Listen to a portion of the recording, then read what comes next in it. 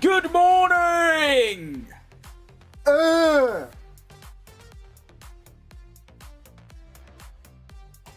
Okay. I'm dialed.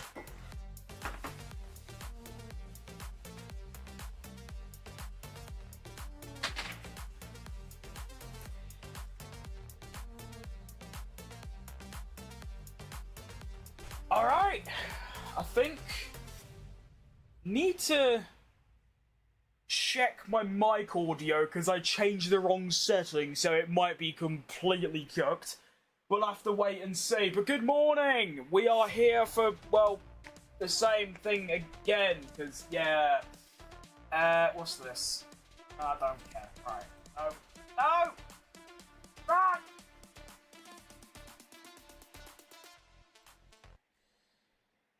Okay.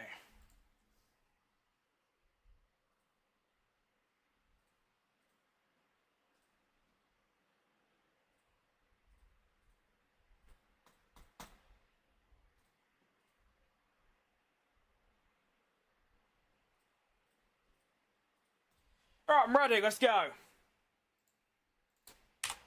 Good evening. That's not evening, is it? Right, before we start, I need to quickly announce something, and that is that yesterday and a couple of days ago, I was mucking about with the mods that I've got on, and, well, some of them I realised weren't actually working. I had this funny moment where the Audi livery that I use that replaces Sauber kind of just didn't exist, and I don't mean like it was like the Sauber livery, I mean the actual car just wasn't there.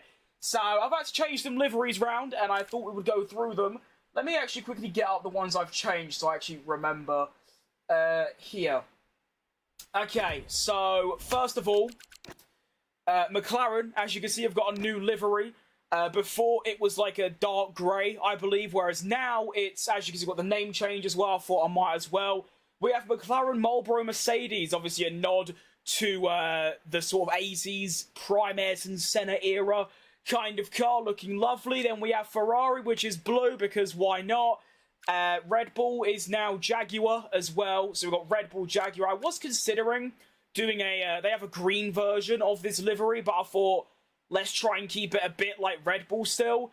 Mercedes, I believe, is the same. I don't remember. Honda's the same. Renault's the same.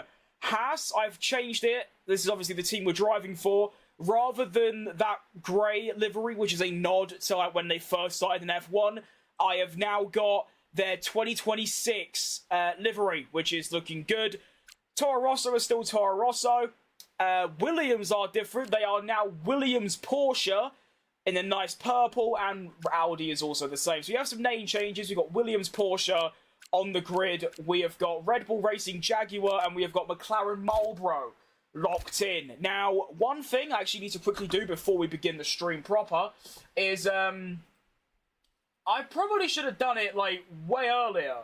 But if any of you want to see these mods for yourself, download them, use them, show support for their creators, I will be leaving a link to all of the mods that I am using in the description of my live streams. I need to quickly actually add them to said live streams, because right now they're just not there. Hang on. Mods.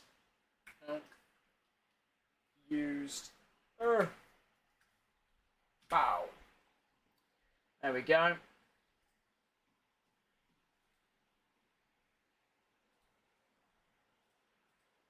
You can also see the driver suits are different as well, which is looking lovely.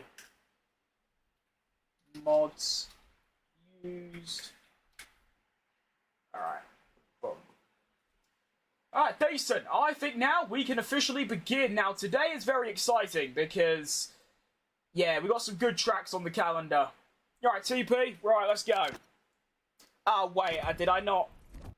Okay, hang on, wait, no, I can't start yet. I gotta restart the game. I forgot to, I'll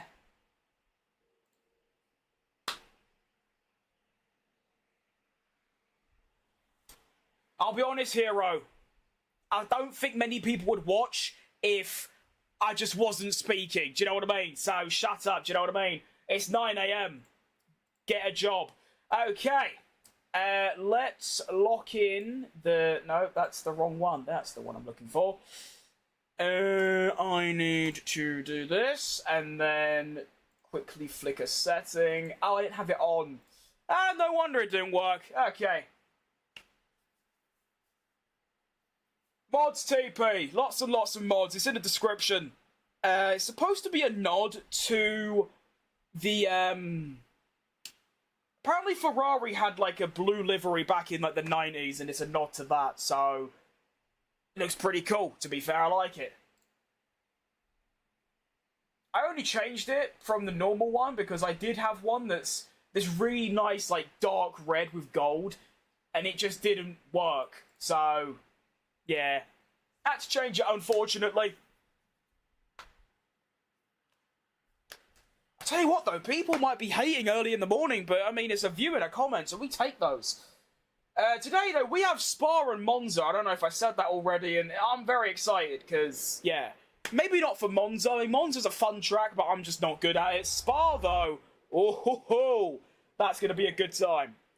I think it's a sprint weekend as well, which is... Nah, it's not great. I don't really like sprints, but oh well.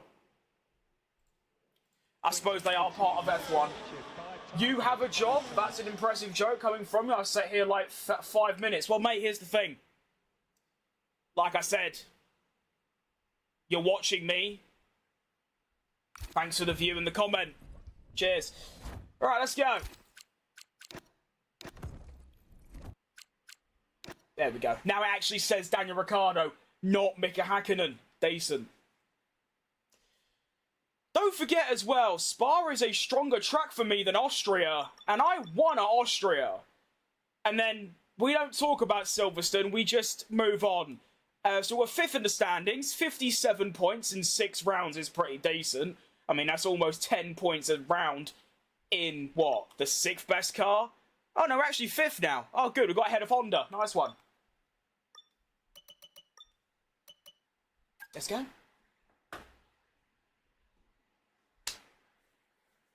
Alright, Duende.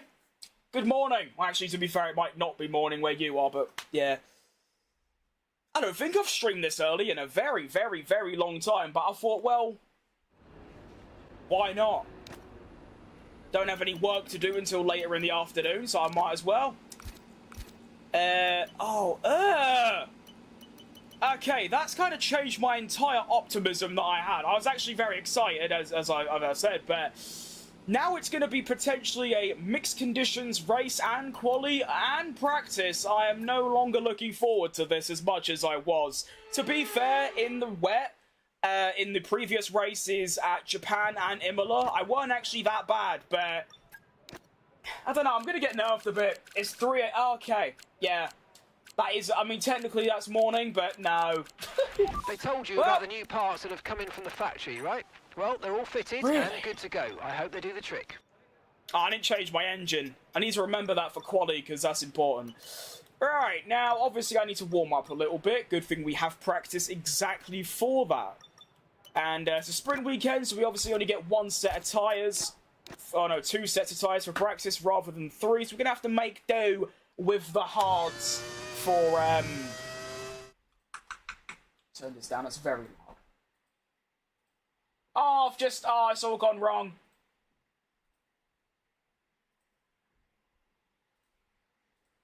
There we go.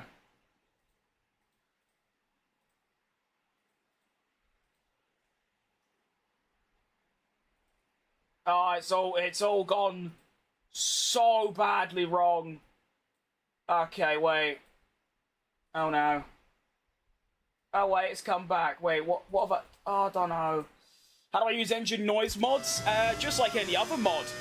The actual process of installing mods is a little bit difficult to explain, but basically you download an app called the Simplified Launcher version 3. I believe it's on Overtake like every other mod, and then you put your mods in, including my engine mod, which is here, F125 engine sound pack.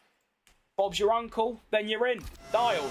Now this is of course our debut race weekend with our new livery. We have got the 2026 Haas chassis rather than the throwback livery to 2016.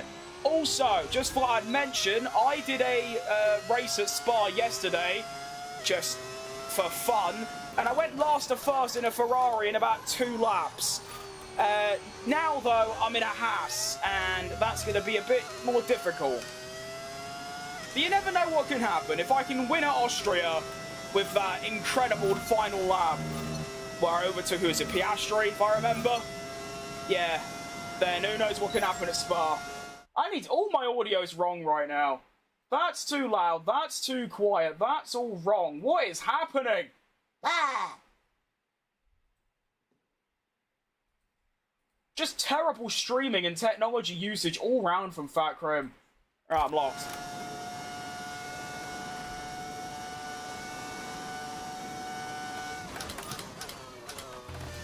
So yeah, it's going to take a little while to get used to this car around this track. Obviously, it's going to be considerably slower than a equal performance car and all that good stuff. I do it every race weekend. It's nothing new, is it? Well, no. Of course, another big downside is that if I don't do well in these practice programs, there ain't no quick practice to, like, redeem myself, so that's kind of cooked.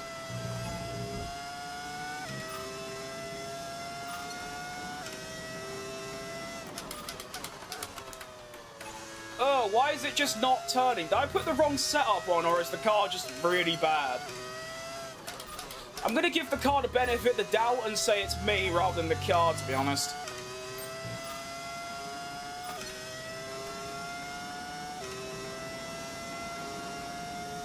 But yeah, let me know any predictions you might have for what we could get done today at Spa, and also we have Monza later on, which, like I said, like, I do enjoy Monza. It's one of my favourite tracks, but I'm just really crap at it.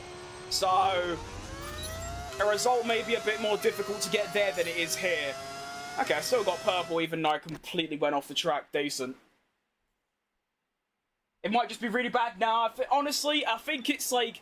I think the car is playing a part, but I think it's like 70 me, 30 the car. Like, yeah. But it's like I said, it's like every race weekend. It happened in Austria for the first 5 laps. when I go from driving a Ferrari on soft tyres and then... Oh, wheel bug. And then I go to a Haas on hards, it's quite the transition, you know? I also noticed, I don't know if this is just consistent with like career mode or I don't know, but one thing I noticed is that the car's like brakes don't really change between like the top and bottom teams. Yet when I go in career mode, and on this career mode specifically, I noticed that my brakes are like worse than say a Grand Prix car in like the normal cars in like Grand Prix or time trial. It's really strange. It's like I have to brake 20 to 30 meters earlier every single corner of every track, so that's also something to get used to. But I think if I do 3 or 4 laps in race strategy, do quali sim, then it should be all fine.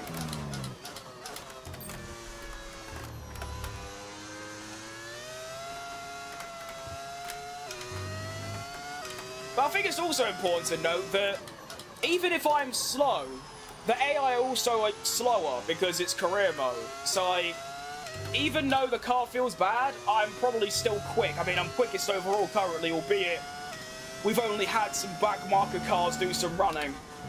I mean, I'm ahead of Ocon, who's on softs, to be fair, so that's decent.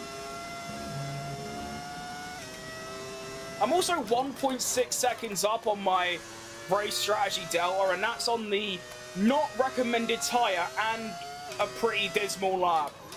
So yeah, I think it might just be one of those.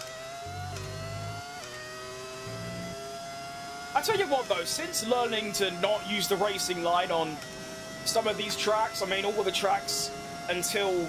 Actually, to be fair, we've got Monza, then Azerbaijan, Singapore, and after those, and actually, to be fair, even Singapore, I'm not good enough at those Singapore and onwards yet. So after this like stream, I'm gonna have to switch to like my other new career mode and do other stuff until I actually learn those circuits.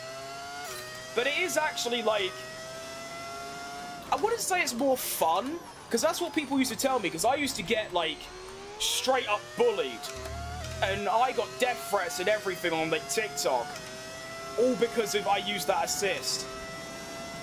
And people used to always say to me, oh yeah, but it's more fun. It's not more fun. I can say it feels more rewarding because it feels like you're actually driving on the track.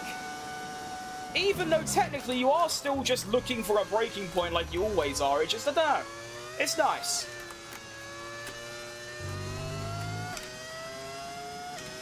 Although, of course, I am considerably slower. It's not really the point. As long as I can drive on 110 AI, then that's all we can really ask for at the end of the day. And I will say the AI on this year's game do seem a little bit, like, bad. I don't know. I mean, the fact I can run 110 at every circuit is, I don't know. Maybe I am good enough, but I just don't think I am or ever was. I mean, F124, it was mostly full of like 106s, 107s kind of area. Never 110. I was always like half a second off. Whereas on this game, sure, there are some tracks like Hungary and Spain, and even like Miami to an extent, where I'm miles off the pace. But then I'll come to a track like Spa or Austria or Melbourne, and then I'll just dominate the field. Here we can see one of the new cars up ahead. We have got the Williams Porsche, that iconic purple livery. Should be quite easy to spot considering it's a bright purple rather than the blue, the same as like 17 other cars on the grid. That's a thought. Why is every car blue now? You've got Racing Bulls, which aren't blue, but their badge is blue. Actually, is it? No, it isn't. No, I'm thinking of top. Oh, I don't know what I'm thinking of. Forget that. But you've got Alpine Williams, Red Bull. There's another one, I think. Oh, this Williams is also on a program, so they're not going to move out of the way. That's a bit annoying. Should probably be looking at my tyre wear currently. It's actually really bad considering I've done what? 1, 2, 3, 4, 5. I've done 6 laps, and it's already in the mid-20s. At least it's kind of equal on every tyre. That's kind of what you want. You don't want the lefts or the rights or the rears or the fronts being way more wary, if that's even a word, than the other tyres. Whoa! Okay.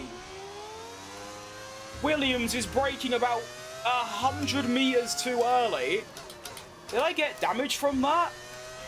Vehicle condition. Systems all looking good. Head down. Oh, I didn't. Lucky. Obviously, I'm not going to get... Actually, I might. If I dump my overtake, I might get it back. 0.6, 0.5. Come on. Oh, we're going to get this, you know. Actually, no, because the Williams is still blocking me. I've actually caught back up to the Williams. Move! Please move.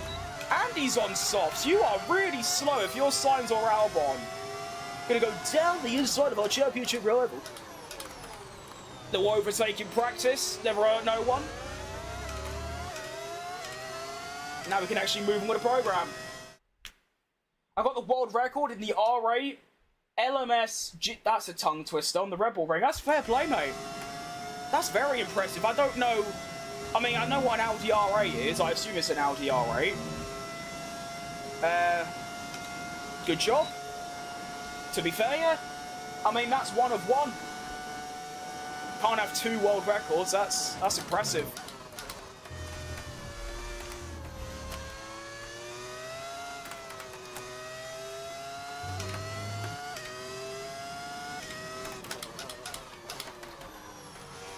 That's the point, though. I haven't even used my overtake a single time apart from that previous lap. And I managed to gain back about a second of the delta. So, how much pace have I got? Because it seems pretty outrageous. I'm also feeling nice and warmed up as well now, which is decent. And the sun is shining to tell me, you know what? You're not half bad, you are. I was thinking of upgrading my wheels soon, but I ain't really got the funding for it. I was looking at them Fanatec's, but the price of them, I mean, jeez Louise.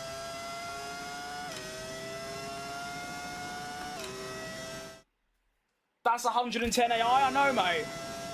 It's worse at Monaco. Monaco, you can probably run, like...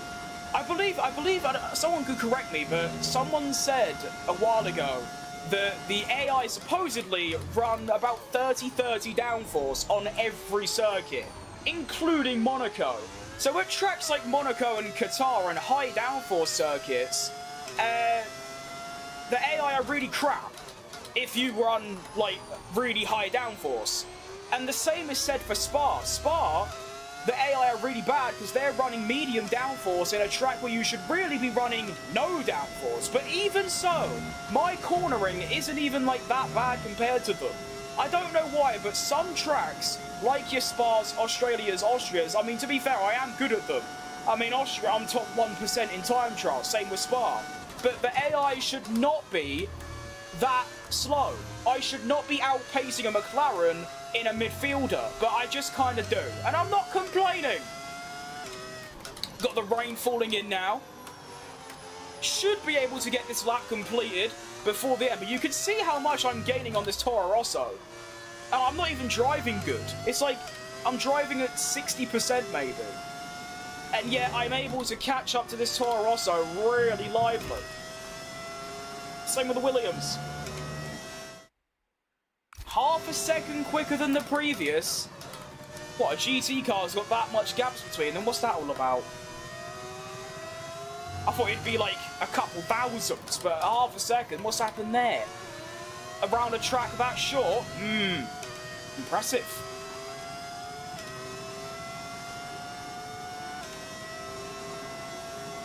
One thing I've noticed is that I've still got qualifying pace to do. Yeah.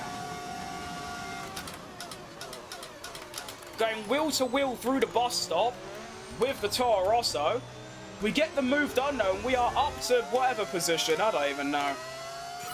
Program complete and a job well done. Nice. We got some excellent data with that run. I don't know if they're actually going to change the game that much, but the 2026 DLC, they need to improve the AI at certain circuits. Not every circuit. Of course, you know, me being bad at them plays a part, because I am bad at them. The tracks where the AI massively, like, are better than me, tracks like Hungary, Spain, and Miami, I am... Actually, not even Miami anymore.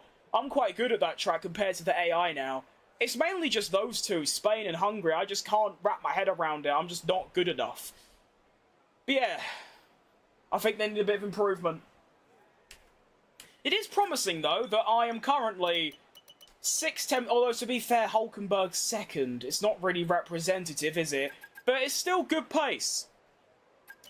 2/10 off purple sector 2. But you got to keep in mind as well, apart from my final, one of the laps in that race strategy where I lost over a second to the Williams that blocked me, I didn't use overtake a single time, or even hot lap. I just left it on medium.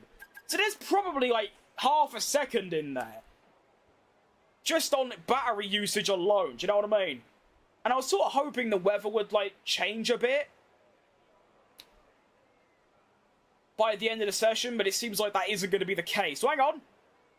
Sunny weather in 10 minutes, supposedly. Could we get a 90+7 quali pace in just before we head into sprint qualifying?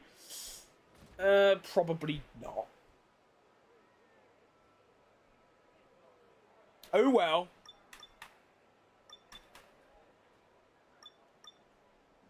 It's a bit... that is just awful. Sunny sprint and a mixed condition, like, quali and race. If that was the other way round, I'd be over the moon. Because obviously the sprint doesn't mean a whole lot. It means basically nothing to me. The race, though, that kind of means everything, you know? Hang on, we actually do have some dry run... What do you mean not enough time? Of course there's enough time. There's 3.5 minutes, boss. It probably just means there isn't enough time to do an out lap and a fast lap within those 3 minutes. But obviously, you... Oh, wheel bug again.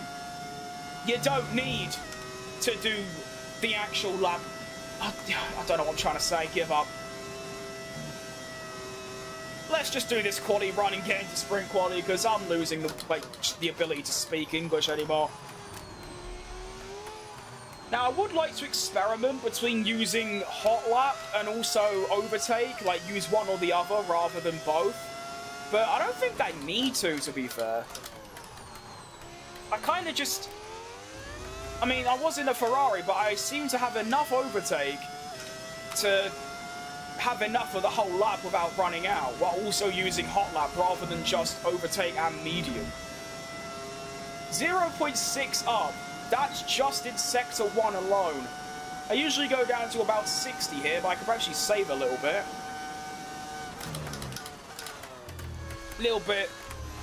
Oh, actually, I don't know. That felt early on the brakes, but then it also didn't, so I don't know.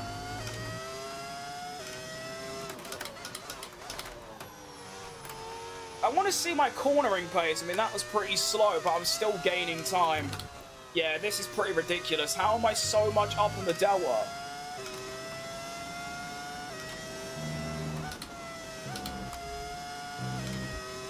That wasn't even a good lap or a good sector. In the slightest. It was actually egregious.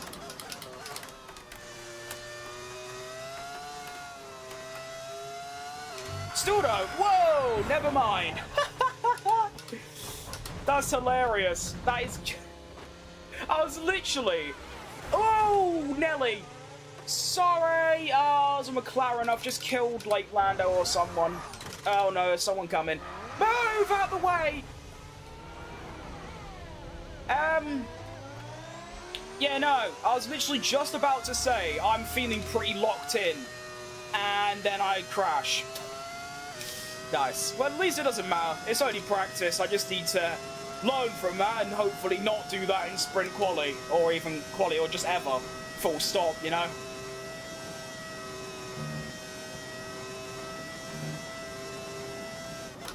But yeah, the fact I was basically 2 seconds up there is pretty outrageous, considering, like I said, that weren't a very good first and second sector. But there you have it, that's practice completed. Over, but that wasn't much help to us, I'm afraid. We need to run it again. We ain't going to be doing that, boss. Mark, we're locked in, don't worry.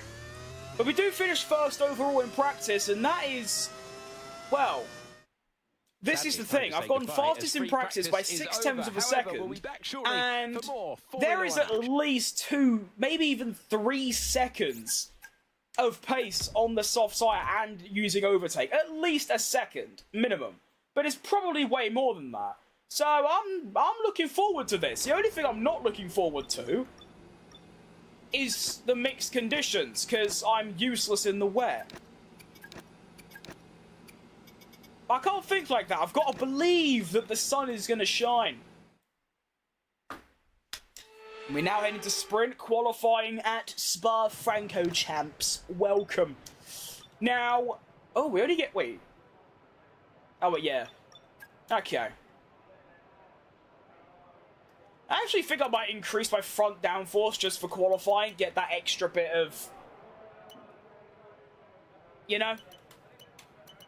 I tell you what, that seems a bit... I'll just leave it. There's no point changing things. It's all... The setup's clearly good. And I do want to give myself 2 runs, but honestly, I feel so confident that even if I do a bad lap, it's going to be good enough for SQ2 that I think I can just wait. And it says, actually, I just saw there, potentially rain coming in 20 minutes. Which will be... Wow! Why is that so loud?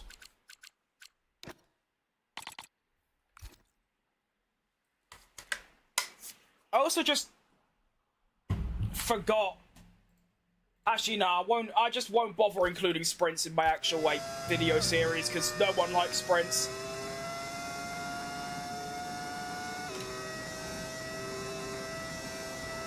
Okay, clear track ahead. Potentially rain on the way, so obviously we want to get this lap in ASAP. I should have actually checked Ocon's time to compare it to. I kind of just didn't. I am expecting the grip to be a little bit better now as well because we've had a fully dry session rather than being a little bit dry followed by a lot of rain. And yeah, there is a lot more grip on track. Jeez Louise, that is fast. Make our way up through Rouge. 31.4 for first sector. Usually I do end up setting the fastest first sector purely because I have a lot of straight line speed. And actually, do I have enough fuel? I've got 0.9 and I've just passed the first sector. We do go purple overall, which is very encouraging. I could have a pretty smelly 2 and 3 and I'll still be well into SQ2. But I might actually end up running out of fuel before I get to the end of the lap, which means I'll be knocked out because I don't have enough time for a second run. Yeah, that's going to be a bit on the edge. Oh, ignore that. Oh, and that. Just, yeah, no one cares. I tried turning in where I was in practice, but because of the extra grip, I was actually able to do it a lot later. Fair play.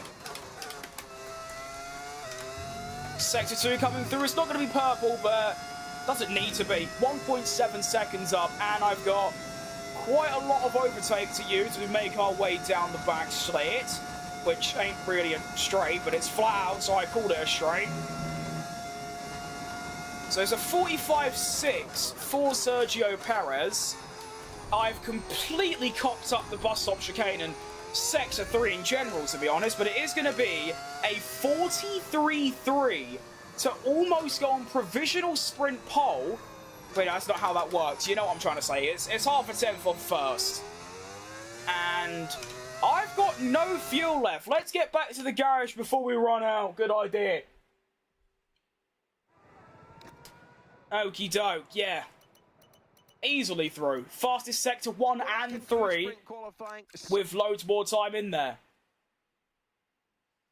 I like it. Bit wild to think that after this weekend I'll already be, hang on, wet weather, we need to get out the pits now, go. Even if the rain doesn't come in, I can't take the risk, we need to get that lap in. But yeah, it's crazy to think that after this stream, I'll already be halfway through the first season. Granted, it has taken a while, it's taken, like, what, 2 weeks, but it just feels like it's going by really fast, although, of course, I will have to up the amount of streams I'm doing if I actually want to make it far into this career mode. I'd say there's probably 2 to 3 months before the 26 DLC comes out, and of course, I will still be doing my 25 career modes, but I will probably start a 26 career mode because it's 2026, it's the DLC, it's what everyone's been waiting for, you know? I don't know what, I might do a Cadillac Road to Glory, to be honest, that sounds pretty cool. If not overdone already, but we move. SQ2, the rain is falling. Oh, I just fired my lips then. But yeah, I still feel that we can put a decent lap in. Definitely good enough for SQ3. Just got to keep it clean and steady, you know? That's all you really got to do these days. Just put the clean lap in, hit your apexes, get the braking points, and we'll be good. Now, I'll probably end up setting 3 purple sectors purely because no one else has done a lap yet, so that doesn't actually mean anything. And yeah, the rain is definitely having an effect already. It's only been falling for a few minutes, and yeah, I can feel it. I am feeling a bit on the slippy side, a bit on the low grip side. We're doing all right. Doing better than all right, to be fair. We're flying.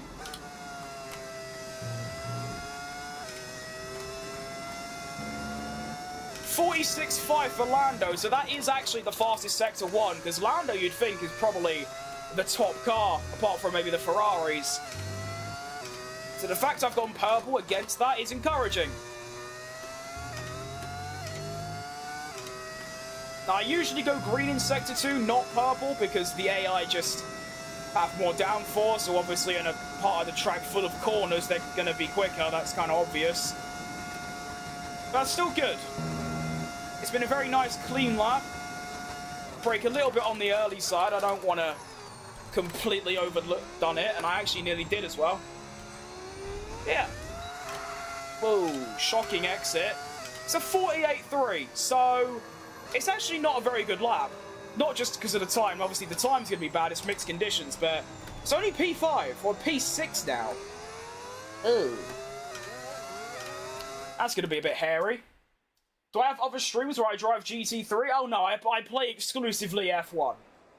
I don't do anything else. I'll be honest, I do own games like Assetto Corsa, but I just don't like them, to be fair. F1 is the only motorsport I like. It's the only cars I like. I don't like GT3. I don't like Le Mans. I'll watch it, but I don't like. I'm not invested in it like I am with F1. So no, this channel, I mean, hence the name, it's F1 and F1 only. I was thinking about doing some Forza Horizon 6, but no. Right.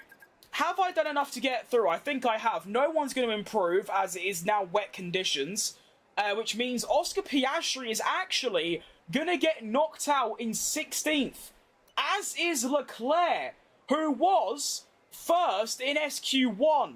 So that is 2 of the big heavy hitters for qualifying getting knocked out in SQ2.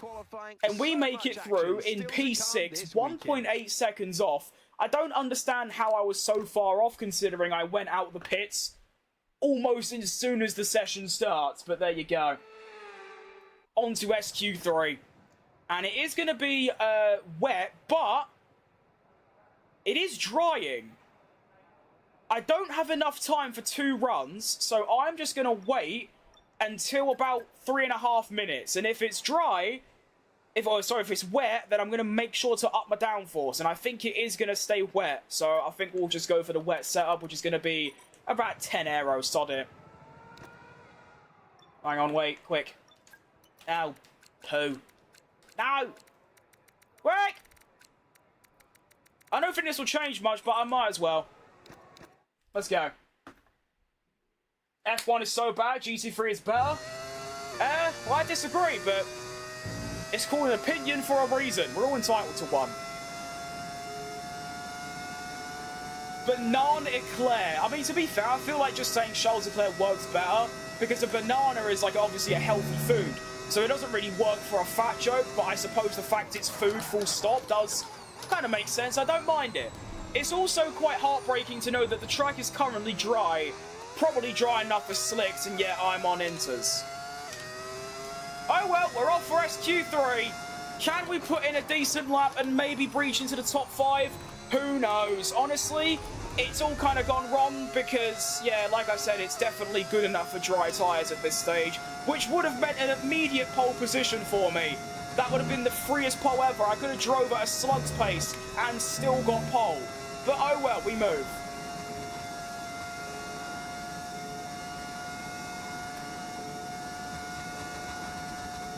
Qualifying is complete. It is a purple sector 1, but that is usually the case. That has happened in all 3 sprint qualifying so far. Oh, I've gone on the exit curb. I wish they'd changed that curb. I know it's to punish people for going too wide, but I feel like they should just make that curb just a normal flat one. So you still get the punishment for going over, but it's like the one at Jeddah. When you go over that curb, you're finished. Your lap's over. I feel like they should make it so you can dip a wheel into the gravel, but it doesn't mean your lap is immediately done. You know what I mean? Speaking of laps, this one has been shocking.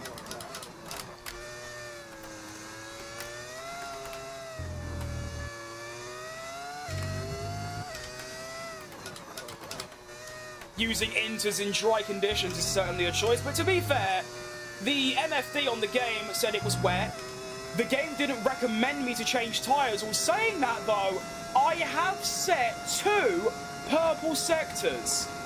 Could using the inters in the dry still work purely because everyone else has done their laps in the wet?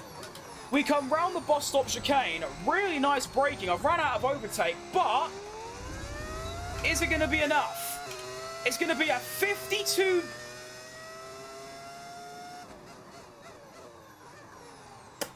Oh, well. Why do I even bother talking? Oh, yeah, this lap's bad. Yeah, it gets pole by 2.5 seconds. It's just what I do. Forgot to also put on me this. There we go. Well, there you go. Sprint pole for Danny Rick. My first pole position. It's a bit of a sad way to get it, because I've basically just not cheated, but... Well, the AI don't do second runs, so I just wait until the end. But I take it. Pole. Hey. Yeah. No comment, to be fair. I should have actually really thought about it properly and thought, hang on. I'm in dry conditions where obviously the inters are bad, but the inters are better than inters in the wet. It's still going to be faster. But we take sprint pole. Importantly as well, because the race is dry, meaning if I have got any sort of dry pace, we're starting from the best position, although as we know from many years, starting first isn't always good. Shout out, here comes Sebastian Vettel. I tell you what, mate, Dark, you mentioned banana. I ain't eaten since I woke up at like 8 PM last night. I am starving, and we've got bananas. I bought bananas. Oh, I need one. I can't. We're too locked in. So obviously we do have the sprint race. The sprint race is, I'm not really bothered how it's going to end. It's like a 5-lap race, and the points just aren't worth my time. But we'll do it anyway, of course, and I'm going to try my best, obviously. But I'm just saying, if I end up crashing and I just don't finish, I'm not bothered. What you can do. Don't let me down. Thank you, Mark. Right, let's make sure I switch back to the dry setup, which is, of course, going to be upping that, lowering that, and also change my aero back down to 4. And we can lock in for the formation lap.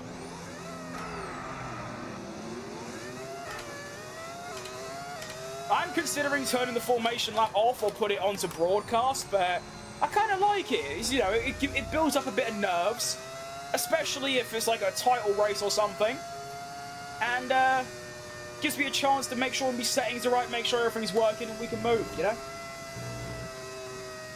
Where is everyone? I'm not going that quick. I'm doing 240.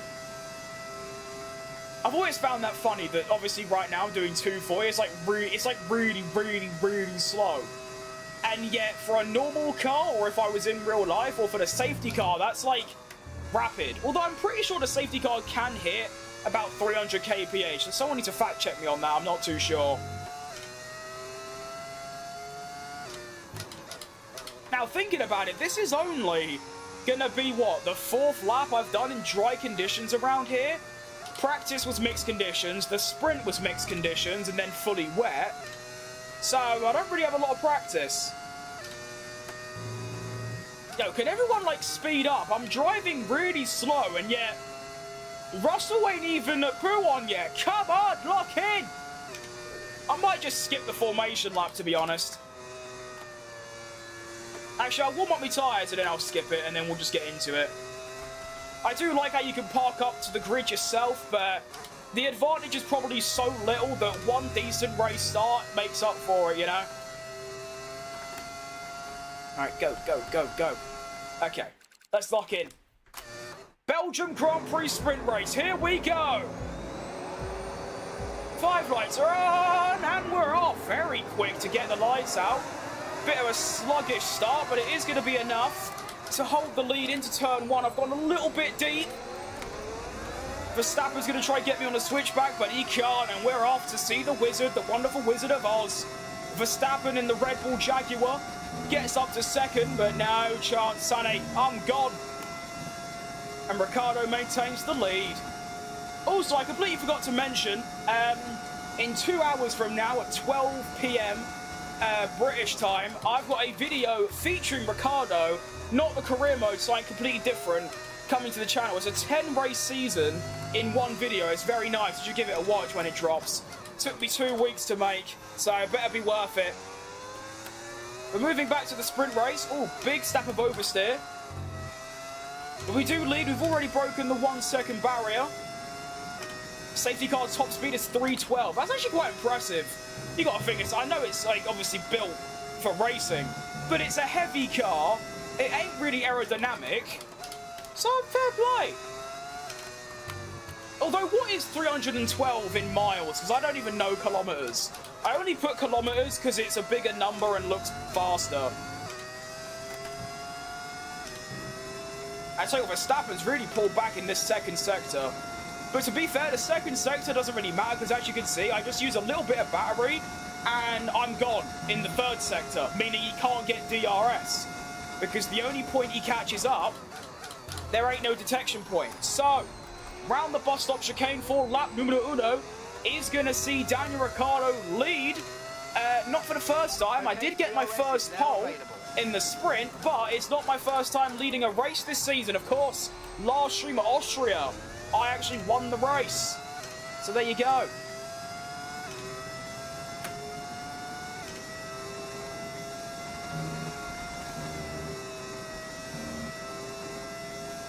Really would like to just get into a rhythm and just go and win. But I know Verstappen ain't going to let me do that easy, you know? He's going to make my life troublesome.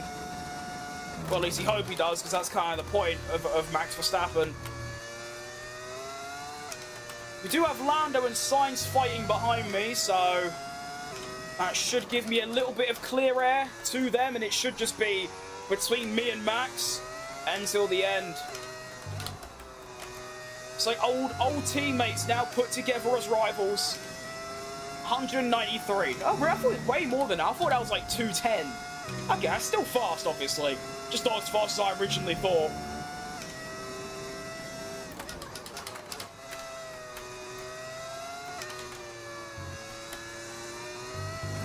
Oh, a little bit of gravel. I knew that was too ambiguous on the exit. I knew I was going to go off. All good.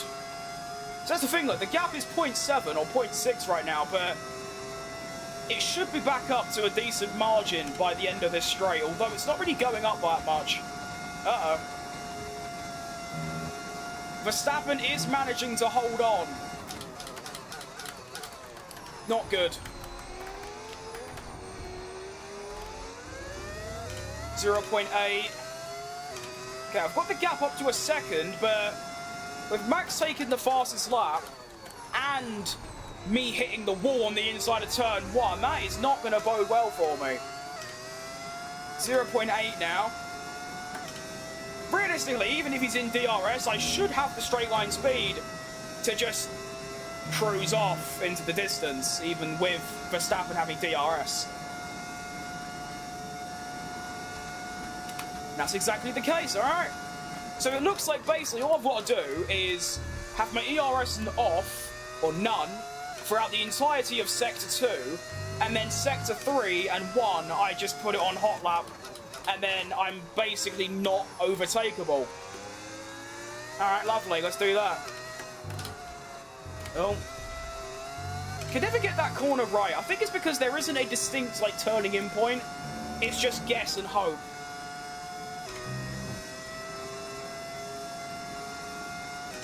Happy streaming, you alright, mate? I'll be having a good morning. Or, well, like I said earlier, it might not be morning for some of you watching. Oh, I've gone off again. Oh, what an absolutely egregious lap so far. It's put Max right back into the picture. He's there he is. Why is he? I'm surprised he's going for an overtake. I'm surprised he's got the straight line speed to go for an overtake. 0.2, he's a bit too far back to go for it. But he is going to have DRS. He will have DRS basically until turn 3. But the question is, do I have enough to hold him off?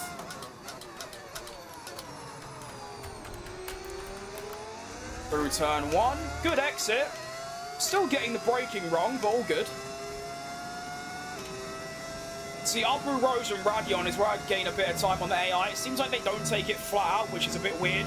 As you can see, I just gained 2 tenths, just like that. He will still have DRS, I believe, but it's just not enough, and we can just vibe.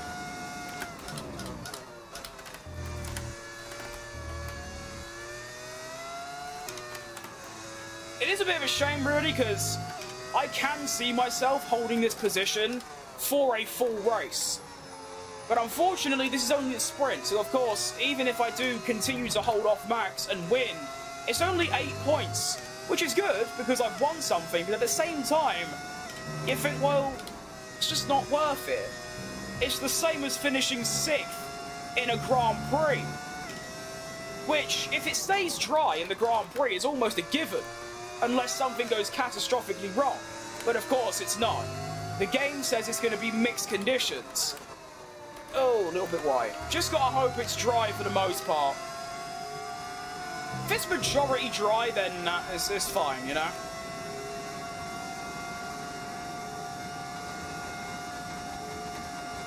What is going on with me today? There's just like a really weird lack of concentration.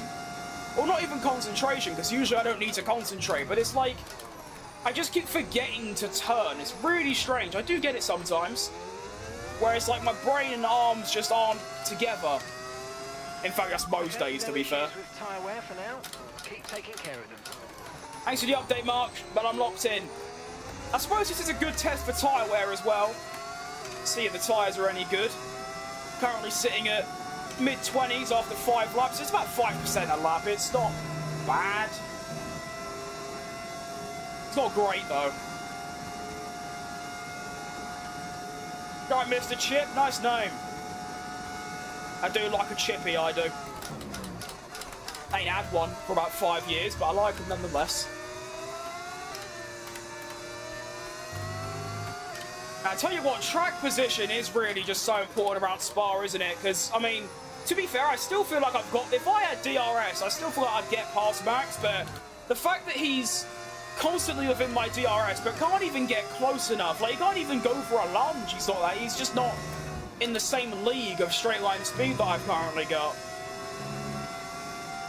You can also see as well just how far ahead me and Max are compared to the other drivers. 3.7 seconds back to Lando Norris. Meanwhile, me and Max are only split by 0.2. It's literally, it's just us.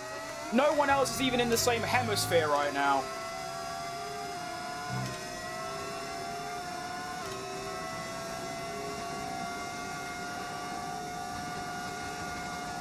But this race is basically just management so far.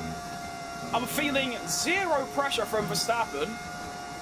Anytime I go off, it's just because of me. It's not because Max is like, oh, scary.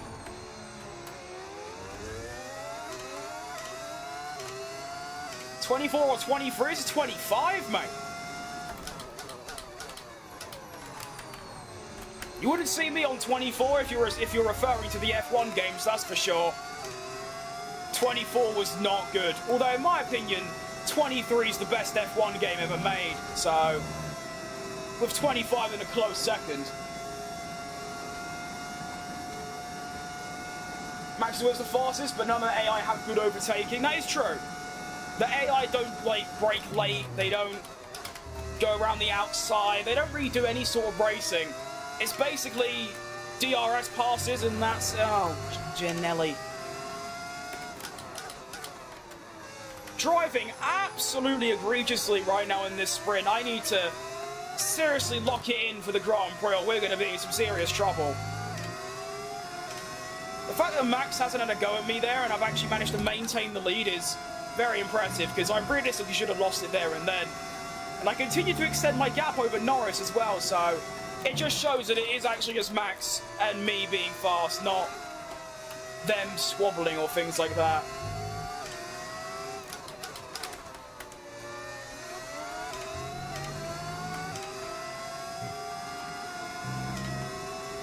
I'm only 0.3 down on my best lap though, even with that mistake, which is quite impressive.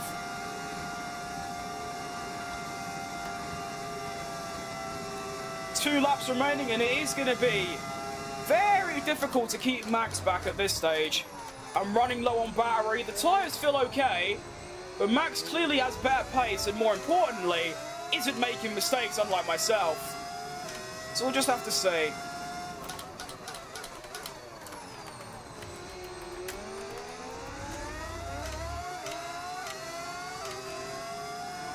That was a nice exit, 0.4. I wonder why the AI used so much battery after turn 1. It just doesn't work, because by the time we get to here, I've got the advantage now and I'm just gone. Let's see, 0.5. Even if I turn my overtake off, Max only gains by about half a tenth. That is how much straight line speed advantage I've got right now. It's pretty incredible.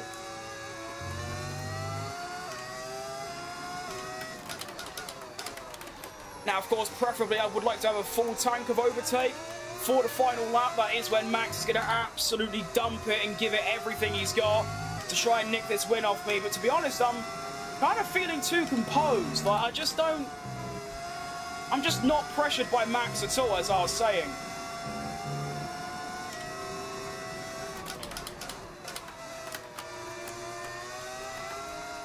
Although I won't lie, hearing his Ford behind me or his Red Bull, whatever engine it's got, I don't remember anymore. It's not a great sound. It is a little bit scary. But overall, this is fine. Very manageable. You can't look for a move. It's just simply not enough room for it.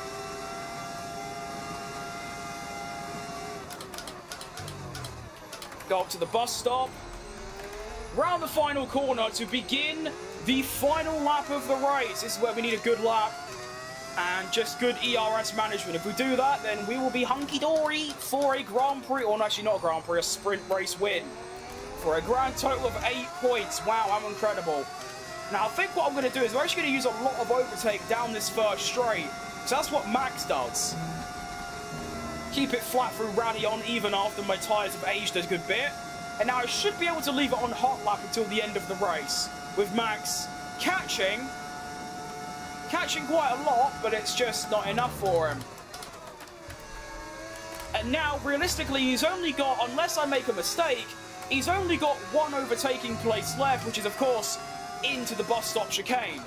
But if I just don't let him, then we'll be good.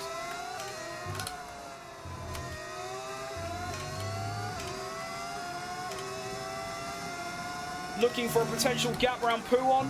There ain't one there though, Max, so you're going to have to try a bit hard on that, son.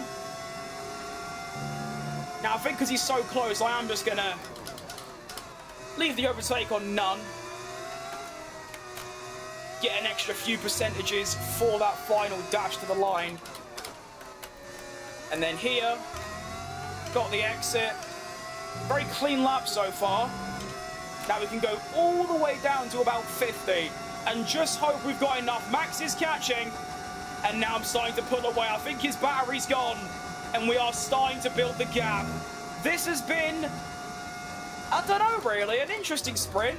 Max has been up my arse from start to finish. But after winning in Austria, Daniel Ricciardo is going to take the win in the sprint at Spa. I like it. That's good. Excellent drive. The whole that was team nice. worked especially hard this Apart weekend, from and that, my going friend, off is on a every lap. fantastic reward. Well done. That's... Why is that happening? It's an interesting bug. It's like... For some reason, Checo and Bottas, their bodies and names are switched. Very strange, but there you go. It's a sprint race win for Danny Rick by 0.7. I finished 5 seconds ahead of Norris, so the pace was there. It's just Max was also driving unbelievably. Half a second quicker than me in the fastest laps. And I was half a second quicker than anyone else. There was only 3 drivers to get in the 45s. And I was, yeah, that's quite crazy. So the standings, after an 8 points for Danny, is going to see me on 65. Okay, 11 behind Hamilton. Where did Hamilton finish? That's actually quite good. Okay, fair play. Ocon still with just 2 points in the sprint. I finished 15 seconds ahead of him. So basically 2 seconds a lap quicker than Ocon from start to finish. Constructors, we're on... Nice. We are 13 ahead of Mercedes. Not bad. I like it. Alright. That was nice. I don't think I could commentate while driving. Honestly, this might sound crazy. I drive worse when I, concentrate, fully. If I put 100% of my focus on the game, I find myself, trying too hard and over-driving. Whereas when I'm commentating and I'm focusing on commentating and, streaming and that, I feel like I'm like Fernando Alonso. I put enough to the game, but not too much, where I end up in, a bit of a flow state. I don't know, it's weird. Anyway, I start my recording up because we are now going to head into qualifying for the Belgian Grand Prix, and it seems like it is going to be mixed conditions. It's going to be, dry. 4Q1 with rain. Oh, okay, never mind, it's wet. I lied. Okay, fine.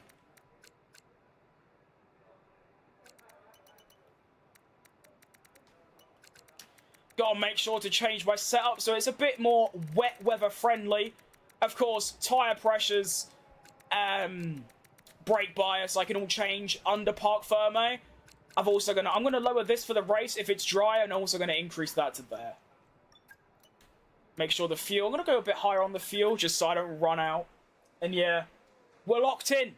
So, we're gonna do 2 runs in Q1 if necessary. If my first run's good enough, then obviously I won't do a second one.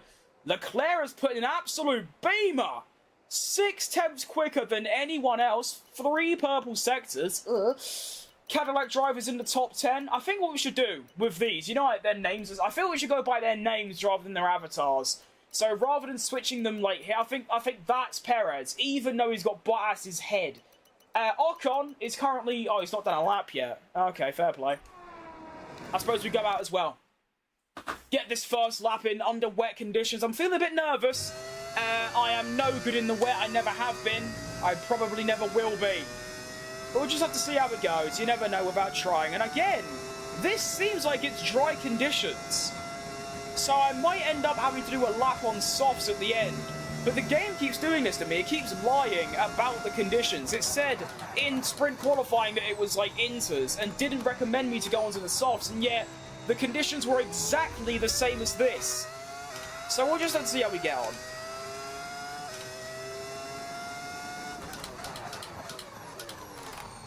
Bit of front locking. All good. Honestly, now that the track is near enough dry, I can probably lower my brake bias a fair bit. Could still go flat through erosion ramp. Never mind, no you can't. You can, if you're not awful at the game, that is. It's also interesting to see the Cadillac drivers drop down to 18th and 19th. When they were in the top 10 with everyone else doing a lap. Ocon isn't in the bottom 5 though, which is quite encouraging. Hopefully he's not, 17th and he's actually up there. We need Ocon to up performances because he has been shocking ever since round 2, or even round 1. Round 1 he was good. Got into Q3, out-qualified me, albeit I did make a mistake. And he had a pretty awful race, but it wasn't bad. Since then, it's been absolute annihilation from me in every metric, and I don't think Ocon has had a single Q3.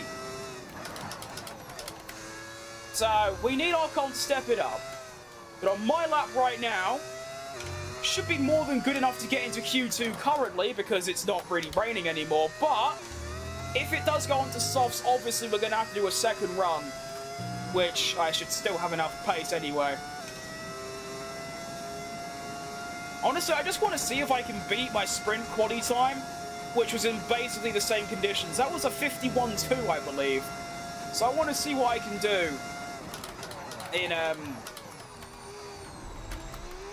the same conditions. Have I improved? 57 for Perez. It's going to be a 51.5 fastest lap overall for Ricciardo, although keep in mind, all of the AI have done their laps in actual wet conditions. Mine was dry on inters, so it is going to be faster. What's important to look out for is, are we now going to do a lap on the softs? I think we do. I think that's exactly what we do. So we're going to move on to the dries. We're going to lower the aero to 5. We're going to up the brake bias to 53. We're going to increase the tyre pressures all the way up. And we now lock in.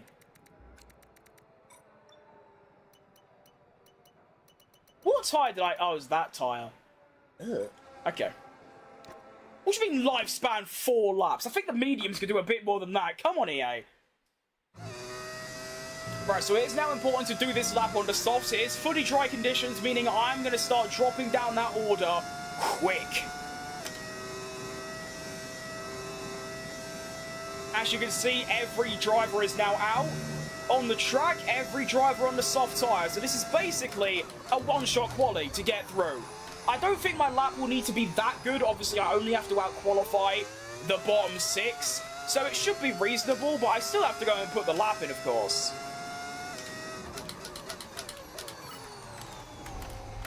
I've completed an objective. Well done, everyone. Oh, I'm in the wrong gear. Oh, well. Already 7 tenths up. Should gain a lot more through row, because obviously comfortably flat. There we go. Another 2 tenths found. 44.5 for Checo Perez. Look at that. What a driver.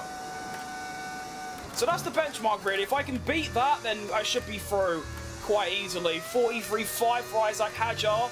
We're seeing the lap times tumble as we are now into the fully dry conditions. The sun is shining, and if it stays like that for the rest of qualifying, we could be on for a very handy result. 42.7 for Leclerc. That is pretty lively. The drivers are seriously locked in. But so am I, to be fair.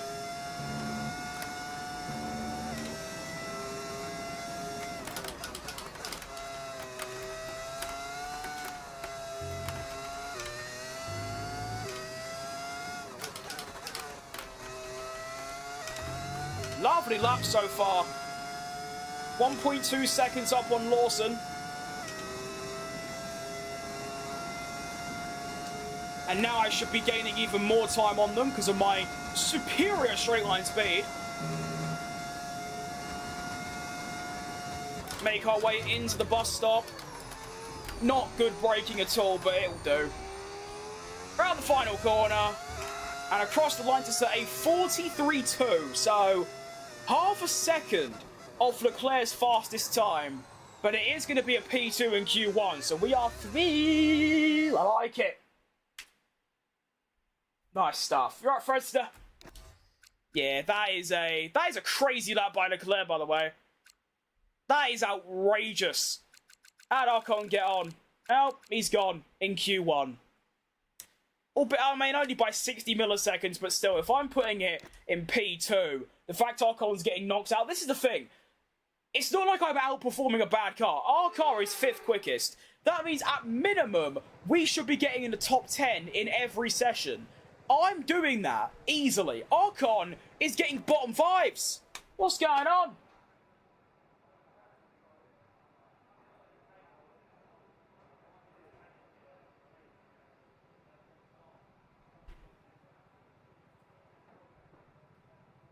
Oh, I still got I broke it. Oh no. Alright, welcome to SQ2. Not SQ2. Q2. This is just normal quality. Honestly, I might even... Okay, let's not... wait.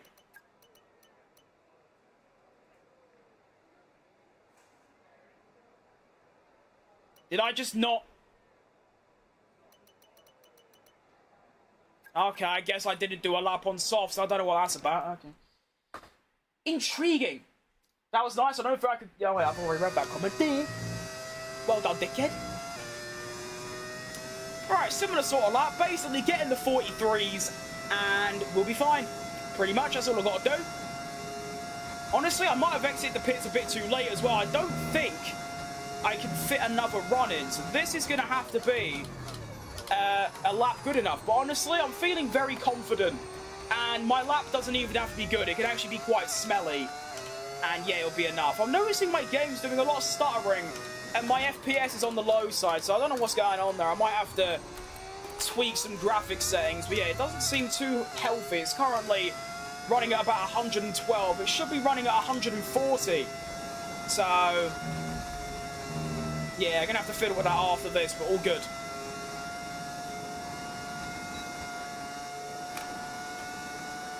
$31.3 for Bottas. I have done a 30.7, so 6 tenths up. No, that's not good.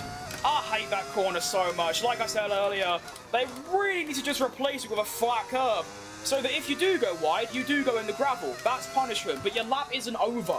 If you go over that curb, usually on any other circuit, a curb like that means your lap's done. No, you don't want that. Technically, that wasn't track limits, that's all I'm saying.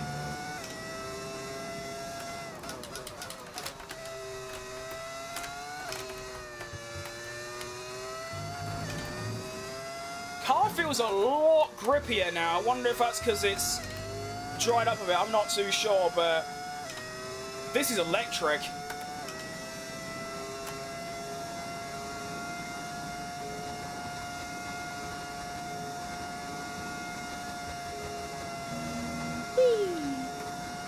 So it's a 44.7 for Valtteri Bottas.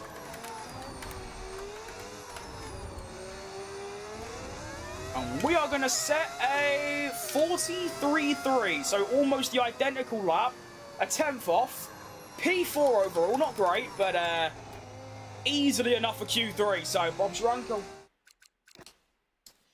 Right, now let me quickly go with my graphics settings and see what is going on here. So let me check my OBS first of all. None of this looks out of the ordinary. Everything's kind of, you know, dialed in. Where's my task manager?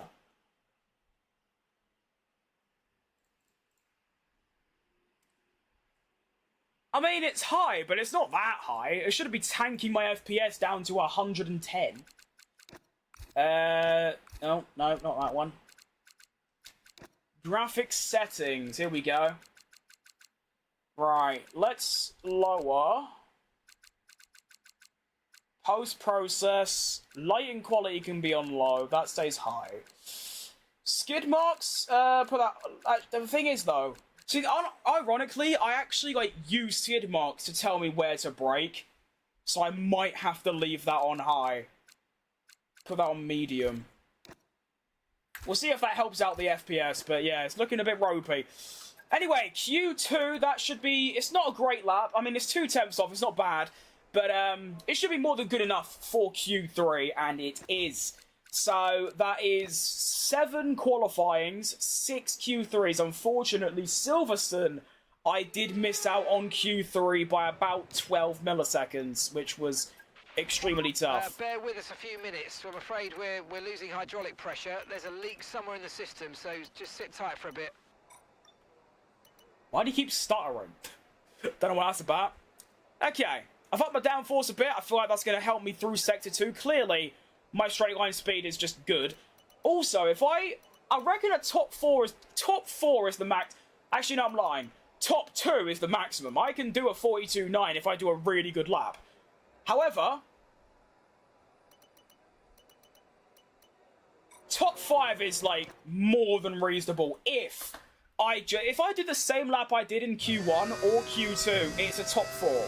So it's more than reasonable to think I can repeat those actions and do that again. Also, keep in mind, obviously, I have got increased downforce, so I'm hoping that means I can find a bit more time in Sector 2 on everyone else, basically.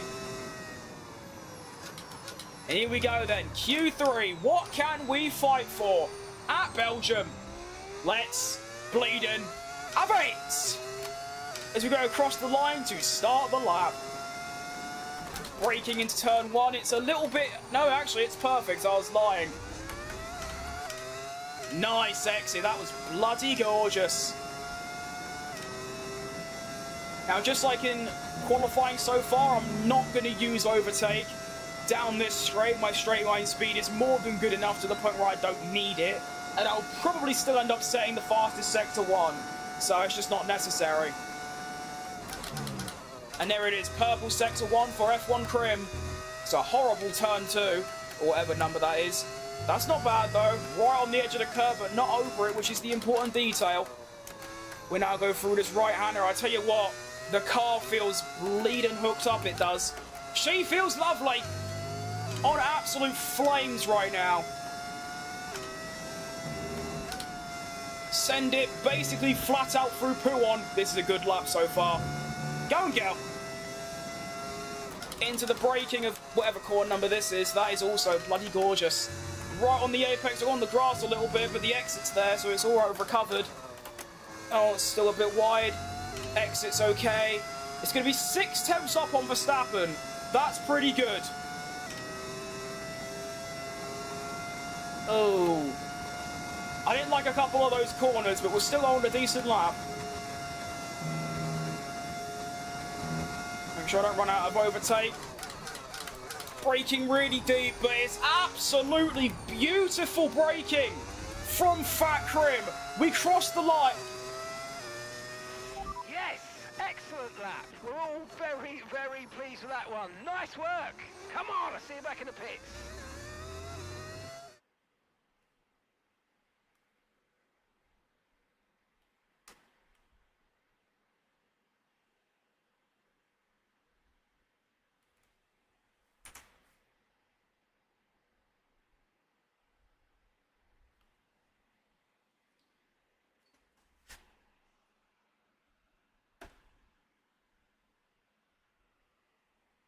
Don't mind me, I'm just trying to find out where that lap came from.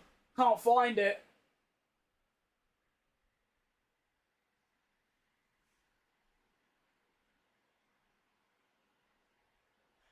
I mean, I knew the bus stop braking was good, but I mean...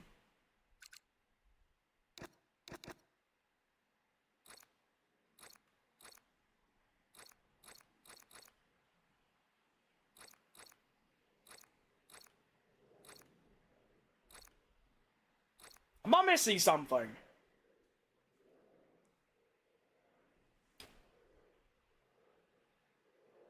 Oh, I am. I'm looking... So who would have got pole here? If Leclerc done that sector, he would have been what? One... No, that still wouldn't have been... Oh my goodness. Okay, well, Daniel Ricciardo, a.k.a. me, takes pole position for the Belgian Grand Prix with a lap that I can't exactly describe because I thought it was okay, but I thought it was like top 4. Like a 42-1, 42 dead. It was half a second quicker, more than half a second quicker than that. Alright.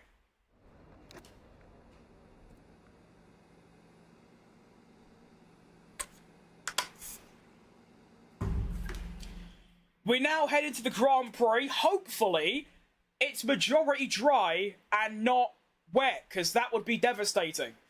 If it's wet, then all of my hard work immediately goes out the window. Everything I just worked for in qualifying, getting that really good pole, is gone. Bye! You know?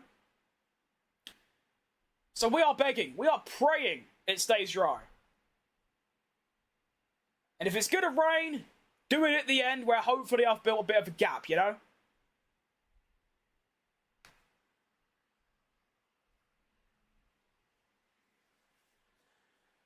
I can't quite believe that quali lap. I am stunned. What's the weather looking like? Oh no, that's really bad. Is that full wet conditions? Oh, Nelly. Okay, luckily for me, I've got track position. So, I might be alright, but this is going to be a very long, tough, tricky Grand Prix. This is going to be very tough. And it's not going to... I know what you can do. Don't let me down. It's full wets.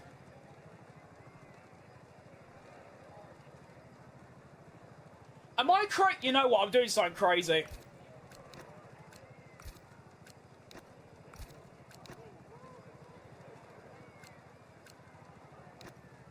But I actually think this could work. See, the thing is, if it does get dry... Okay, I need to think about this. Right, so... It's going to stay raining. Heavy rain for the opening 5 laps. It's then going to get dry at around lap, what? 14, 15. So, if I do a 2-stopper on the inters and I go from inter dry, if it doesn't dry, then my strategy's kind of buggered. So I think what I do is I stay on this strategy, the 11-11, but... Actually, no. We'll stop 1 lap earlier. And then hopefully it actually ends up drying, which means that, or by the end, we'll be good. Okay, next up. Changing the downforce. We're going to go high downforce on the fronts. We are going to increase the brake bias to quite high. And we're also going to massively lower the tyre pressures. Not by too much to the point where if it dries, I'll be cooked. But enough to the point where it's like... Well, I'm not going to die, basically. And we are ready for the Belgian Grand Prix. Here we go. Formation lap underway. Now, this could go horribly wrong for me. If it stays... Like, if it's like this and I don't have pace on the inters, then I'm kind of cooked. I've taken a massive gamble here to go for the inters over the full wets like everybody else. I just got to hope that there's sort of a dry line that shows up fairly quick, or a drying line. I don't like all this stuttering I'm getting, though. It's really not fun, but oh well.